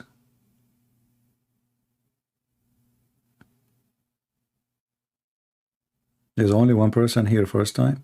Come on, guys, don't give me one if you are not here. I'll block you. Honestly, I know those names who gave one. You are a cheater like Muhammad now. So I'm asking who is first here for the first time. I'm serious. All right. The one is here for the first time. I feel sorry for you. Because what will happen, you will be addicted. You will stop eating with your family. And you will not watch TV with the family. And you will come here and spend 2 hours with us. I feel sorry for you. I'm just warning you. You will be addicted and you will get fat because you will laugh a lot and that will make you gain weight. I'm warning you. And don't send your wife to text me in Skype and say, because of you, I'm going to get divorced, which happened before. I said to her, like, why you are getting divorced? She said, my husband, he want to eat, he's listening to you. He don't, he don't talk to us. So, don't blame me. Disclaimer. You know, the story of Harut and Marut, which is supposedly make the husband and the wife fight, right? But if you think about it, I mean, how silly, how stupid that the Muslim, they say that their God teach ethic. And this God, he sent 2 angels to teach black magic to cause the man and the wife fight. I don't know if you work as a lawyer and divorce lawyer, you should be appreciating Harut and Marut. Actually, if I'm a lawyer, I have a degree in law, as you know, I will put a statues for Harut and Marut behind my table. I will be appreciate them because all the cases will come from them. So look at this. Allah, he sent 2 angels. Where? In the Babylon Tower. Makes sense. The Babylon Tower at that time was the highest sky building, you know. There's a swimming pool in the top, helicopter can come down. So he chose the perfect one. In the Babylon Tower, Allah, he sent 2 angels, Harut and Marut. And those angels, they open a school of Haributar. And they say, disclaimer, disclaimer. Anything you learn here is in your responsibility, okay? Disclaimer. We teach you how to make the wife and the husband fight and get divorced. What the heck? This is look at this. And those angels, people learn by which they cause separation between man and his wife. If there is any one of you here is divorced, listen. It was Harut and Marut. They cause you to divorce your wife. It wasn't your fault. It wasn't her fault. It was Harut and Marut. I'm telling you, I'm warning you. You cannot fix it.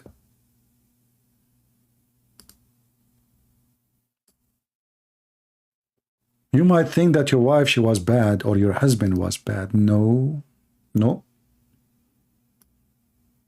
It was Harut and Mr. Marut.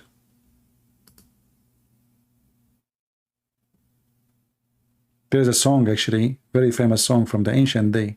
It says, you know the thing, you know the thing, you know the thing, you know the thing. Harut and Marut, you know the thing. And you know, and then after we know all the thing, we found that Suleiman, he have a ring and he controlled the magic, and he have a divine Satan to give him rubies and jewelry from the ocean. And this is the Quran. The Muslim, they say it's the most amazing. This is why when we ask them who dare to call me, they don't. And when we try to show them the interpretation, they don't want it. Or we show them the hadith, they refuse it. Because Islam is an embarrassment.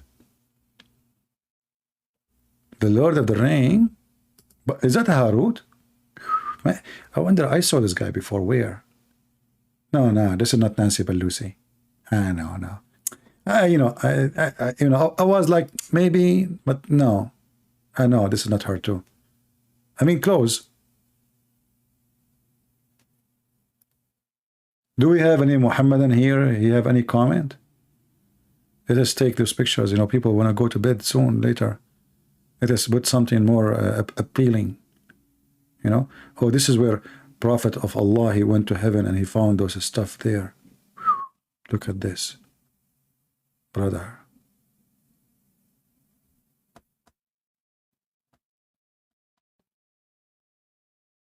So I hope today we have a good time. And as you see, we don't have any Muslim to... They don't dare.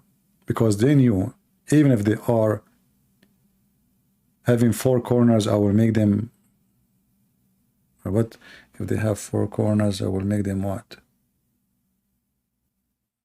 If they have four corners, I can make them a square. They don't care, I will make them a square. Okay, I just made Quran. Man, how I can do that? Any Abdul?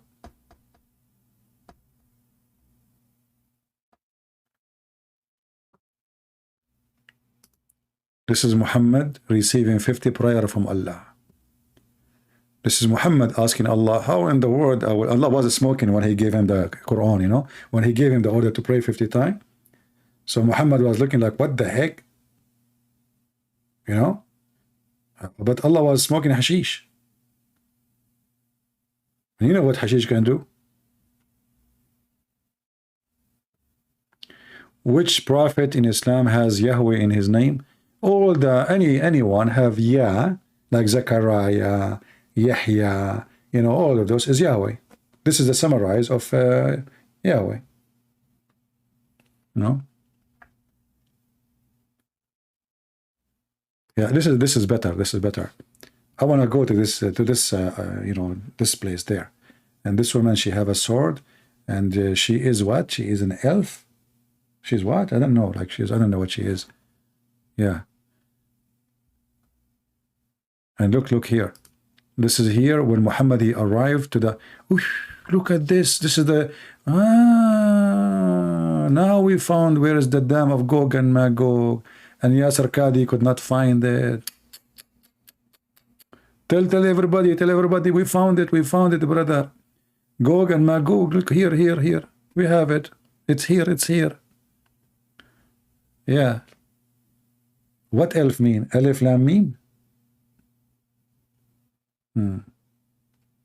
So this is here where Zulkarnain, the man with the two horn, they ask him, please, can you build a dam between us and people of Gog and Magog? And now he put the rocks made of steel and copper. And by the way, the steel he used there, it doesn't rust because it's made in Home Depot.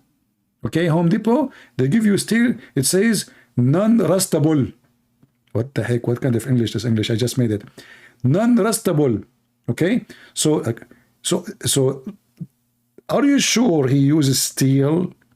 He uses iron, and supposedly this dam will stay there until the day of judgment. And there's trillions, not billions, behind it, and they cannot attack us, brother. Maybe Erdogan can solve the problem and use his drone to find them. Alif Lam Mim Boni M. What Boni M, man? Just focus. This is serious story. You know what Boni M? Boni M, Boni D, Boni G. I don't care. This is serious story. This is real. All those stories are real, you know. Don't listen to those Christians and Jews and the Hindus, you know. I mean, come on. Look at his look. I look at the prophet. I look at the moon. I look at the prophet. I look at the moon. I look at the prophet. I look at the moon. And then I said, Subhanallah, the prophet is so sexy, more than the moon. Do we have any Muslim here have any objection of what we just said? Previously or now?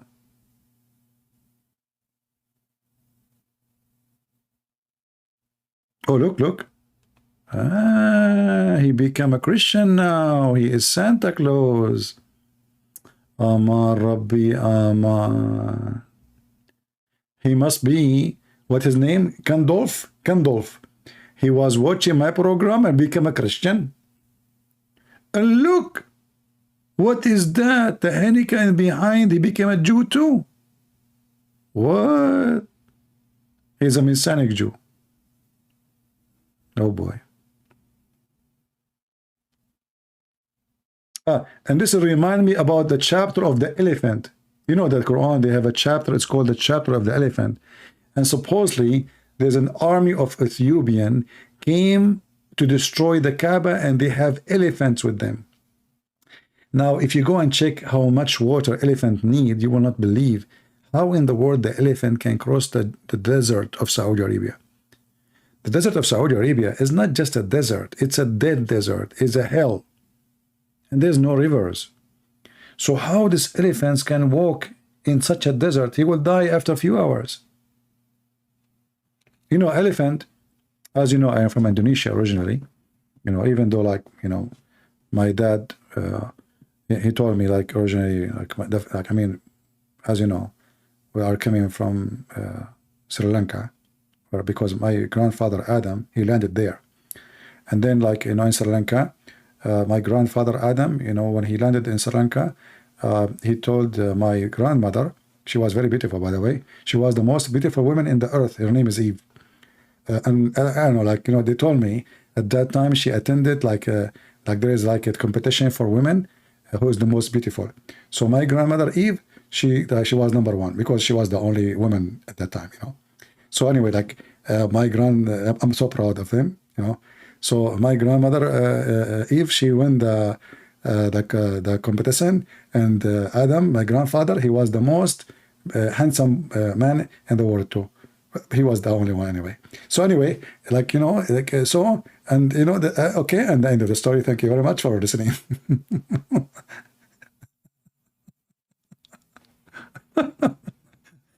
I mean, why my stories don't make sense? And this is what Muhammad said.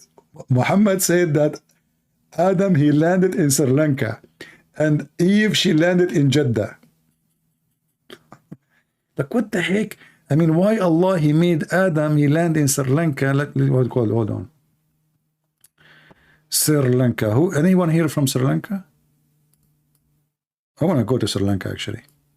It's a beautiful country.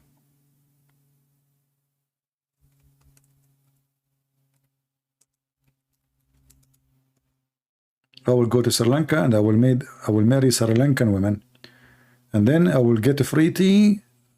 It's a free Sri Lankan fancy tea for the rest of my life. That's it.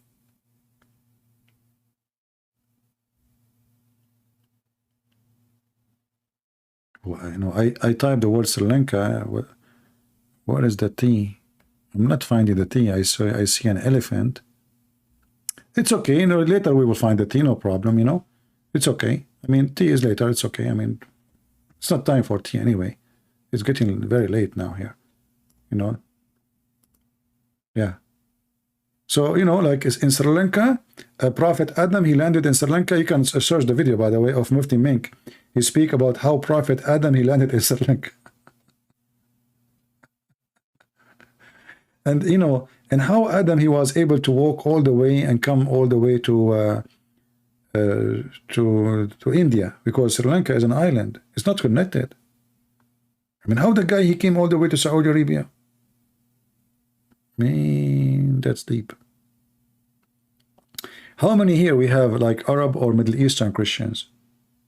Give me one if you are a Middle Eastern Christian, Arab or Egyptian, Coptic or anything. Do we have any here? Middle Eastern Christians? I'm the only Middle Eastern Christian here? Ah, okay. I'm the only Middle Eastern Christian here. You know, by the way, do you know why they call us Middle Eastern? Anyone knows why? Bindovar, you are? Lion, you are? Alfred? Chader, Habib? Ada? Joe Baba? Oh, we have many, man. I thought I'm the only one here. Now I feel better. You know? نحن هنا حول هنا إذاعة الBBC. You know, guys, do you know what happened with this brother here, BMB? He wrote in Arabic, نحن هنا, we are here. This remind me when Muhammad received the chapter of Al-Fatiha. Anyone remember how he received it? Invite more Middle Eastern, especially those who live in the abroad, so they can, you know, they speak English, you know, because you know, Middle Eastern, not necessarily they speak English. Invite them so they can learn. Muslim, don't fool them. But anyone remember how Muhammad received Al-Fatiha?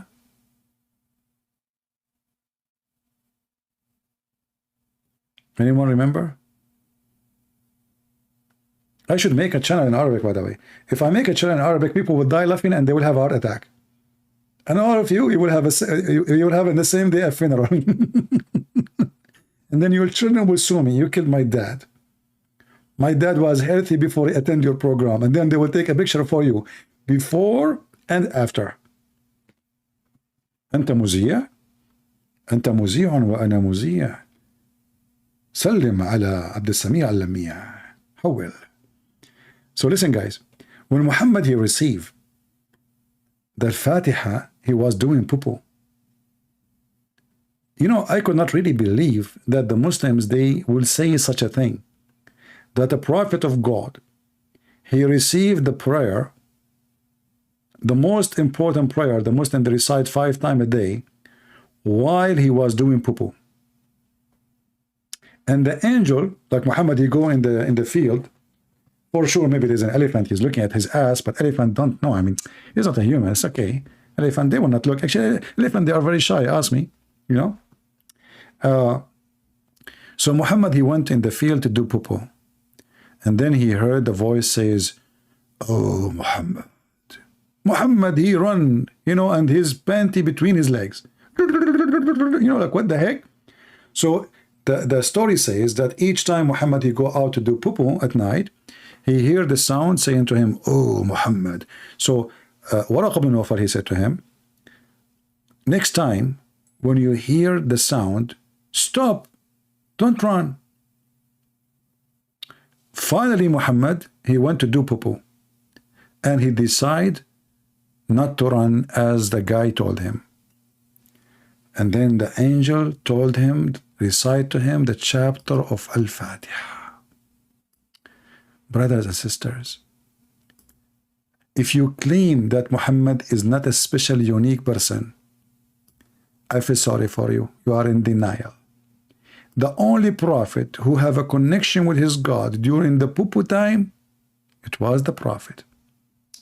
This is the chapter 1, verse number 1, and this is the book of Asbab al-Nuzul. Asbab al-Nuzul mean the reason for the verses to come down. CP, your sound effect are? What sound effect? I'm not making sound effect. I make effect sound. There's a huge difference. You see, in English, they say things, it's weird. Like, you know, they say to you, beautiful house, which is very confusing. Because how do you know which house we are talking about? Like a beautiful house? What beautiful? What house? Okay.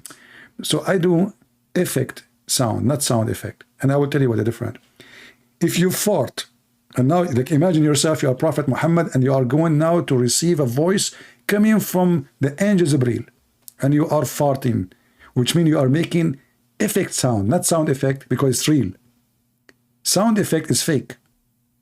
Effect sound is like reaction for the real sound which is happening. So now you are sitting, and then the effect sound is happening. And then Muhammad, he received a call. But at that time there's no ring, as you know. So like avoid the ring. It's not part of the story. I'm just to explain to you, because most of you are slow. You don't understand. I'm just, assumption. So it says here, when the Prophet, Allah give him peace, whenever he went out, the Muslim here, the falsely translate says went out. What went out meant went out to do poo-poo. Whenever he went out, and the reason he gets scared, because at night. So whenever he went out, tabarraza, it says in Arabic, baraza or tabarraza, whenever he went out, he used to hear someone calling him. And this is not sound effect. This is effect sound. Take a note. Please learn English, please. Learn English, please. I can't take it no more. So used to hear someone calling him, oh, the Prophet, oh, Muhammad. And whenever he heard this, he used to flee, like, what the heck? I would love to have a camera at that time and record Muhammad running and his feet is touching his ass. Isn't it amazing? You are a prophet of Allah. And now you hear the voice coming from the sky. And the voice saying, oh, Muhammad. By the way, the oh, Muhammad, it's a sound effect. Because, come on, in Arabic, we don't say, oh, Muhammad. What the heck is that? In Arabic, it says, Ya Muhammad. So Muhammad, he hear this, like Sheikh Uthman when they showed him the Quran. It's fake. So, the ketchup is all over. And he run inside the house, he closed the door. Like, what the heck? How in the world, and why he's running away? Any Muslim can tell me? Do we have any Muslim can tell me about the effect sound, not the sound effect? How many of you, you know what, sometimes I wish I can see the faces of people who they are listening. I'm so happy to put a smile in your face. But you cannot defeat Allah who can make you fart yet you receive Quran. There's a huge difference between what I can do and what Allah can do. You are doing now poo-poo, yet you are receiving the revelation you. Is there a connection? There's a strong connection between poo-poo and revelation to you. Allah could not wait until Muhammad finished his poo-poo. I mean, come on. And why each time you go out, why you don't call him inside the house? What the heck?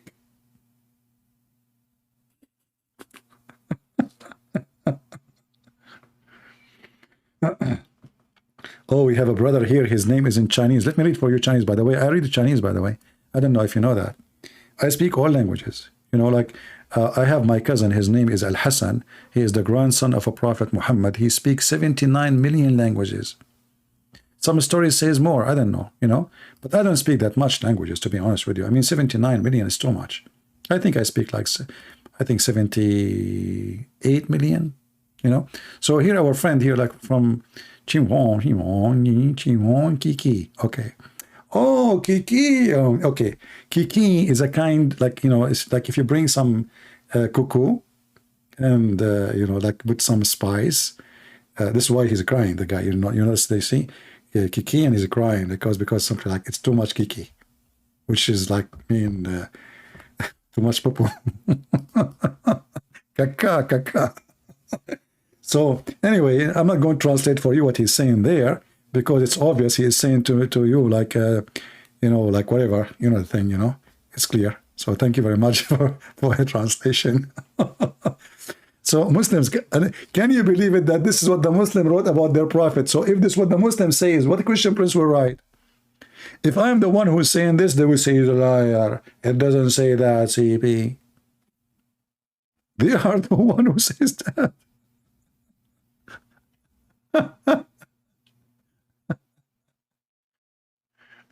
Oh boy, cuckoo, kiki. What the heck with this religion?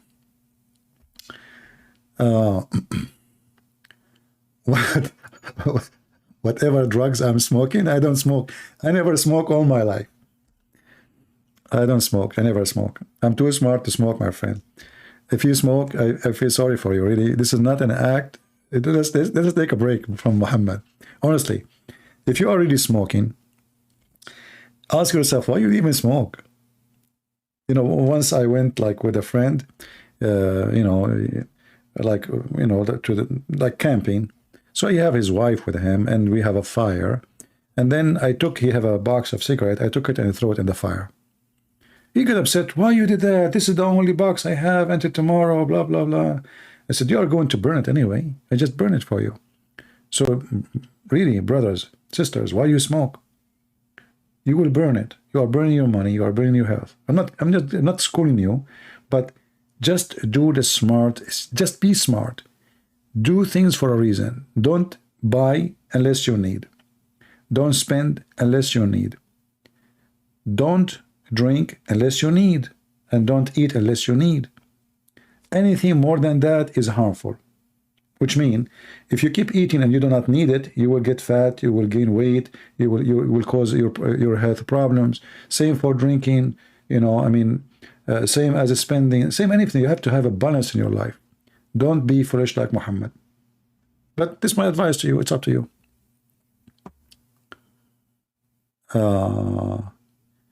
You are only joking, Alfred? No problem, my friend. You know, I make fun of myself. Don't worry about it. I know you are joking. By the way, I will block you later. We are Arab. We accept democracy. So, brothers, if you speak negative about me, I will never be upset. I will just block you. Okay? We are very democratic people. Saddam Hussein is my uncle, and Al-Qaddafi is my cousin. We have a proof. You know? We are #1 people in the world for a human right. Yeah. Okay, we are #1 people for, you know, animal rights. Okay, we are #1 people for you know, women right.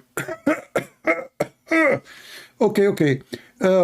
We are okay. You know what? We are #1 people. You know. Okay, I have to go now. You know the thing. Thank you very much.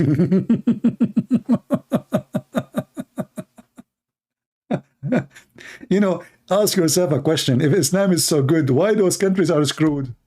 Honestly, if this religion is so good, can you find me one Muslim country is not screwed like hell?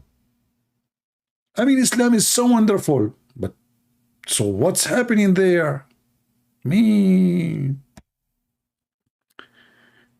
You know, like when you watch the American election, it's kind of fun, by the way, because like anyone say whatever you want. You insult the president, you insult the Congress, you insult the senators, you insult the government. Even a police in America, if a police come to you, you can insult them. In the Middle East, brother, we have the perfect election. 99.99999 elected the president. And the one who did not, he was going to, but he died before he arrived. For sure, he did not die in the police station. Yeah, and they talk about, they make fun of the Western election. Oh boy.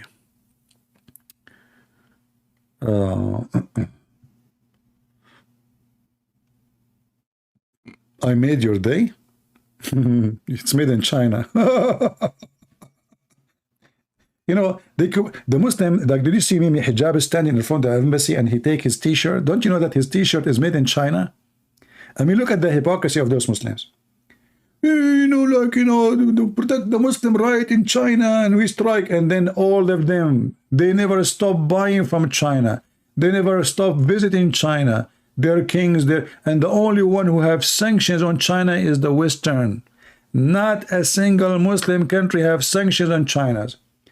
Indonesia, Bangladesh, Pakistan, Egypt, Saudi Arabia, Emirat, Bahrain, Qatar, you name it. The most hypocrite people ever exist between mankind. That is the truth. Oh boy. Please discuss a book written by Theoponis. I don't know what book you are talking about. I'm not familiar with the name. What book is that? Who is Theoponis? Not sure. You know, actually, when I went to China last time, you know, like in the West, they keep saying to you, Chinese, China, you know, it's a. But when I went there, I was surprised. I mean, how advanced their cities. You know, it's way advanced than USA, and for sure, not all of it. I mean, there's areas which is very poor. Obviously, there's no just to, but China is not what people say. Really, it's not the communist you think. Like we know, we use the word communist as like, you know, government own everything, people don't own. There's billionaires in China. I found there's like Rolls-Royce, BMWs, Mercedes, most expensive. There is a lot of, you know, businessmen. So China is a communist, but it's different kind of communist. It's not the one you know about the Soviet Union. So what they don't explain to you, that when the Chinese, they speak about communist, their communist have nothing to do with the communist the way we know. It's totally different. Way different. And that's why until now they did not collapse, you know, because they call it communist, but in fact, there's some, they make billions, if not trillions in China. But anyway, you haven't been in China since 2006? Man, I went to China. It's full of Chinese. I'm serious. You see, you come to America, I mean, everybody is from somewhere. In China, there's nothing but Chinese. You look right, Chinese. You look left, Chinese. You look behind you, Chinese. Actually, I have a video of me. I was crossing the street in China. I thought I'm going to be arrested. There was like a police in every corner, and everybody, they are looking at me because I was using the camera, the phone. Christian Prince, I want you to explain to me السور القرآنية بأسماء الحشرات والحيوانات وغيرها من الأمور. So our friend here is asking, can you explain to me, I think he meant, can you explain to me why chapters have names of animals and insects? We answer about that because simply the Muslims, the Quran is a very silly book, and they look in the chapter and they find what this chapter have something, you know, to quote, like the chapter of speaking about the bees. So we say the bees. This chapter speak about, you know, there's something mentioned about the ant. So we mention the ant. But if you think about it, you will see that that is kind of confusing. Why? Because you might find the same topic mentioned many times in the Quran. That's why they try to find something unique. Like as an example, if you want to call a chapter the chapter of Moses, that means we should have the story of Moses there. But the Quran is a messed up book. So if you go and search for the word Moses, you will find Moses' stories all over the place. So here, the chapter of the ants is speaking about the birds, but speaking about the ants, speaking to the ants, and Solomon, he heard the ant. So the Muslim, they mention, they gave the name to the chapter, the ant chapter. The same for the rest. Yeah, it's a kind of a zoo. Thank you, Jason.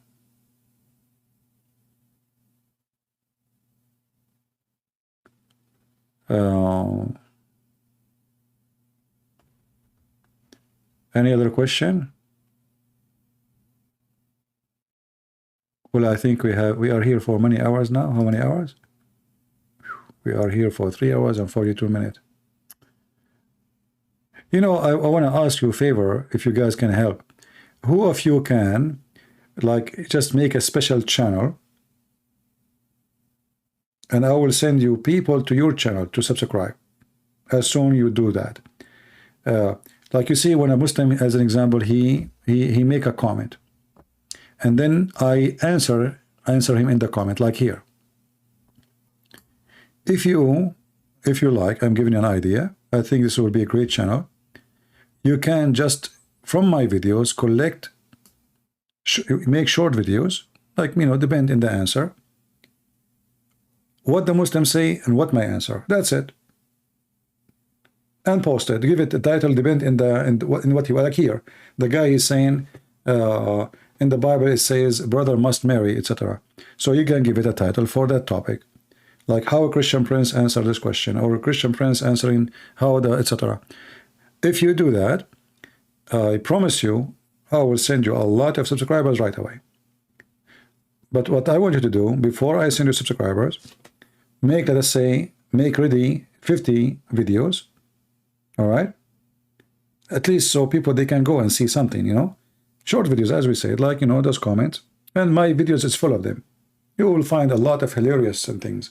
And I think this will be a very successful channel. And by the way, I don't mind if you even make money by adding advertising to it. God bless you. I will be happy for you. So if any one of you make it, I will tell people to go and subscribe, because that helps Christians to learn how to answer the Muhammadan. All right?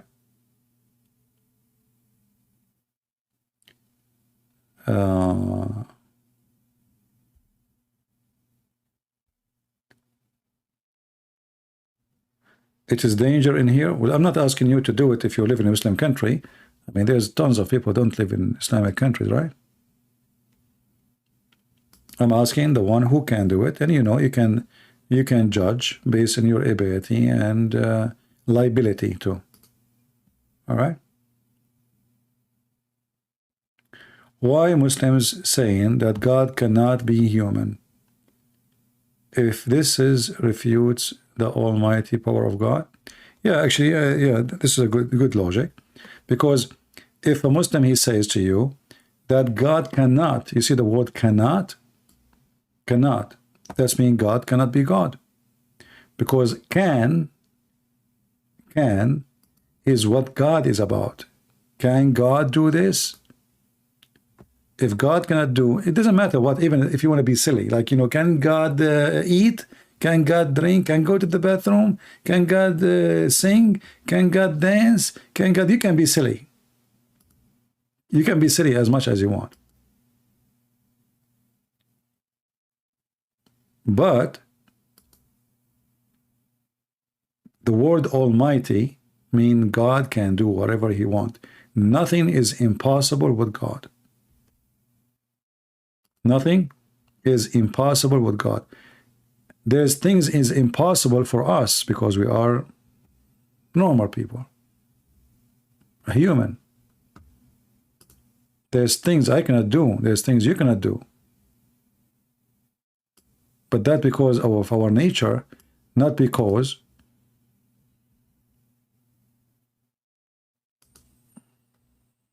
we are God. We are our nature. We are limited. Our limited to ability. We are limited. How many hours I can stay without sleep? How many hours I can. But can God sleep? Why not? Can God sleep and yet he's in control of the heaven and the earth? Yes, why not? Because is the command of the earth and the heaven is because he have eyes, they are open. If you remember the story, when Jesus was with the disciple and the storm came, and Jesus was what? It says he was asleep.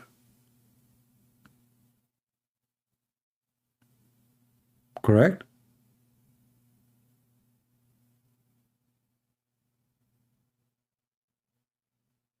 Yet Jesus, he controlled the storm. He was relaxed. They got so scared. They got so, you know, like, oh, you know.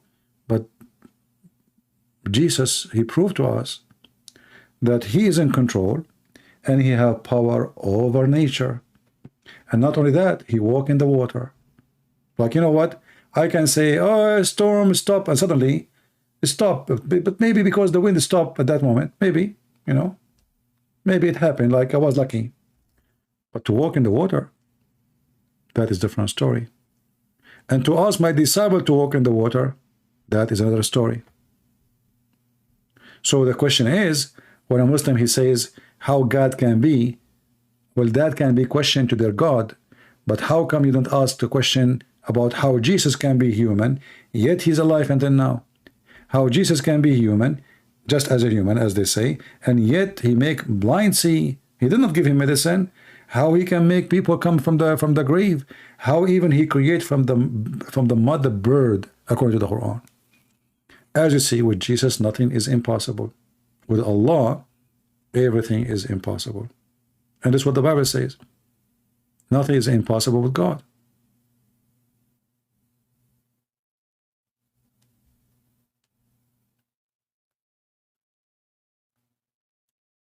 You know, when even we as a human, when we sleep, we are not really sleep. I mean, we have tons of sensors are working. Is that correct? We have maybe millions of sensors. I don't know, billions. Every little tiny part of your skin, there's a sensor there. So let us say you are asleep and something woke in your skin. Don't you feel it right away? You feel it, right? Let us say an ant, cockroach, whatever, you know, but you are asleep, but you will feel it. But you are not God. So if we as a human, we have billions of sensors, our ears, our skin, even your hair. If you touch my hair, I feel it. The hair, you know, supposedly the hair is like like the end of it is a dead area. It's not really living area. That's why when you cut it by the scissor, you don't feel pain, because it's dead. Still you feel. So you as a human, even when you are asleep, you have billions of sensors make you feel. How about God?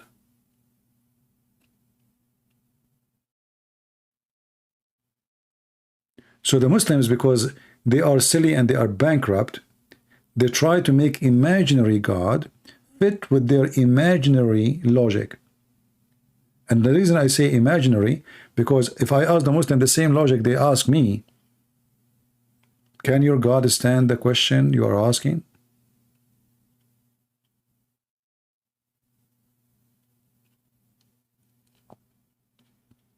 Is my account in TikTok still working? I thought they blocked me, didn't they? That's why I did not go there anymore.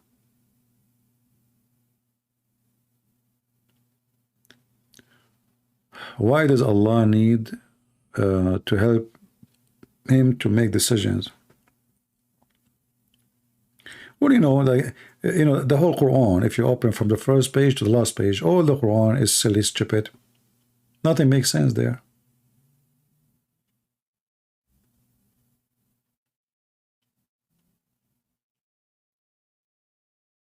Yeah, you know, the Muslim right away, they blocked me, even though I did not say anything there.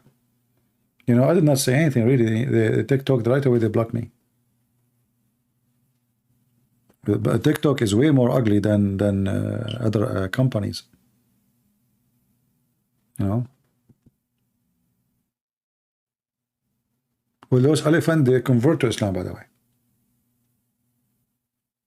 And you know, if I'm a Muslim, I will say, no, those elephants, they become a Christian. They are doing baptism now. You know, once an idiot, he came to me and he's a sheikh. He claimed to be a sheikh. All of them, they are sheikh. He said, Christian Prince, what kind of religion you need to wash yourself by water and do baptism? Huh? I said to him, Abdul, are you sure that this is wrong? He said, I'm absolutely sure. I said, are you sure? He said, come on, stop avoiding answering the question. What kind of religion do? I said, are you sure? So, you know, I made him repeat, are you sure 3 times? And he was very sure. And then I said to him, what if I show you that Allah do baptism in the Quran? He said, what? No, actually, I did not say Quran. I said in Da'if Hadith, Da'if Hadith. The second I said to him, Da'if, he said, it's Da'if Hadith, man, Da'if, I don't take Hadith, Da'if. I said, okay, what about the Quran? So the Muslims, you know, they are ignorant, like their prophet. They do not know their religion. They do not know yours, and yet they come to school you. You know, they copy paste. They have an atheist website. Oh, there is a mistake here. What was the age of this king when he became a king?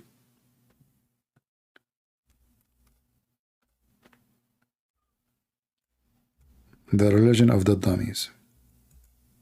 And that's why they don't dare to come to me, you know. They will only debate a person. He have no knowledge of Islam. If you are a person who have no knowledge of Islam, the Muslims they will line up. They will line up to debate you. You like if you open your phone, or you know, they will be all over you.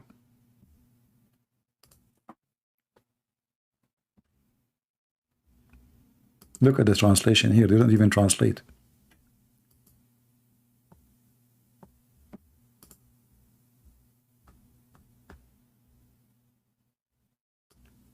Chapter 2, verse 138. The best of baptism is the baptism of Allah.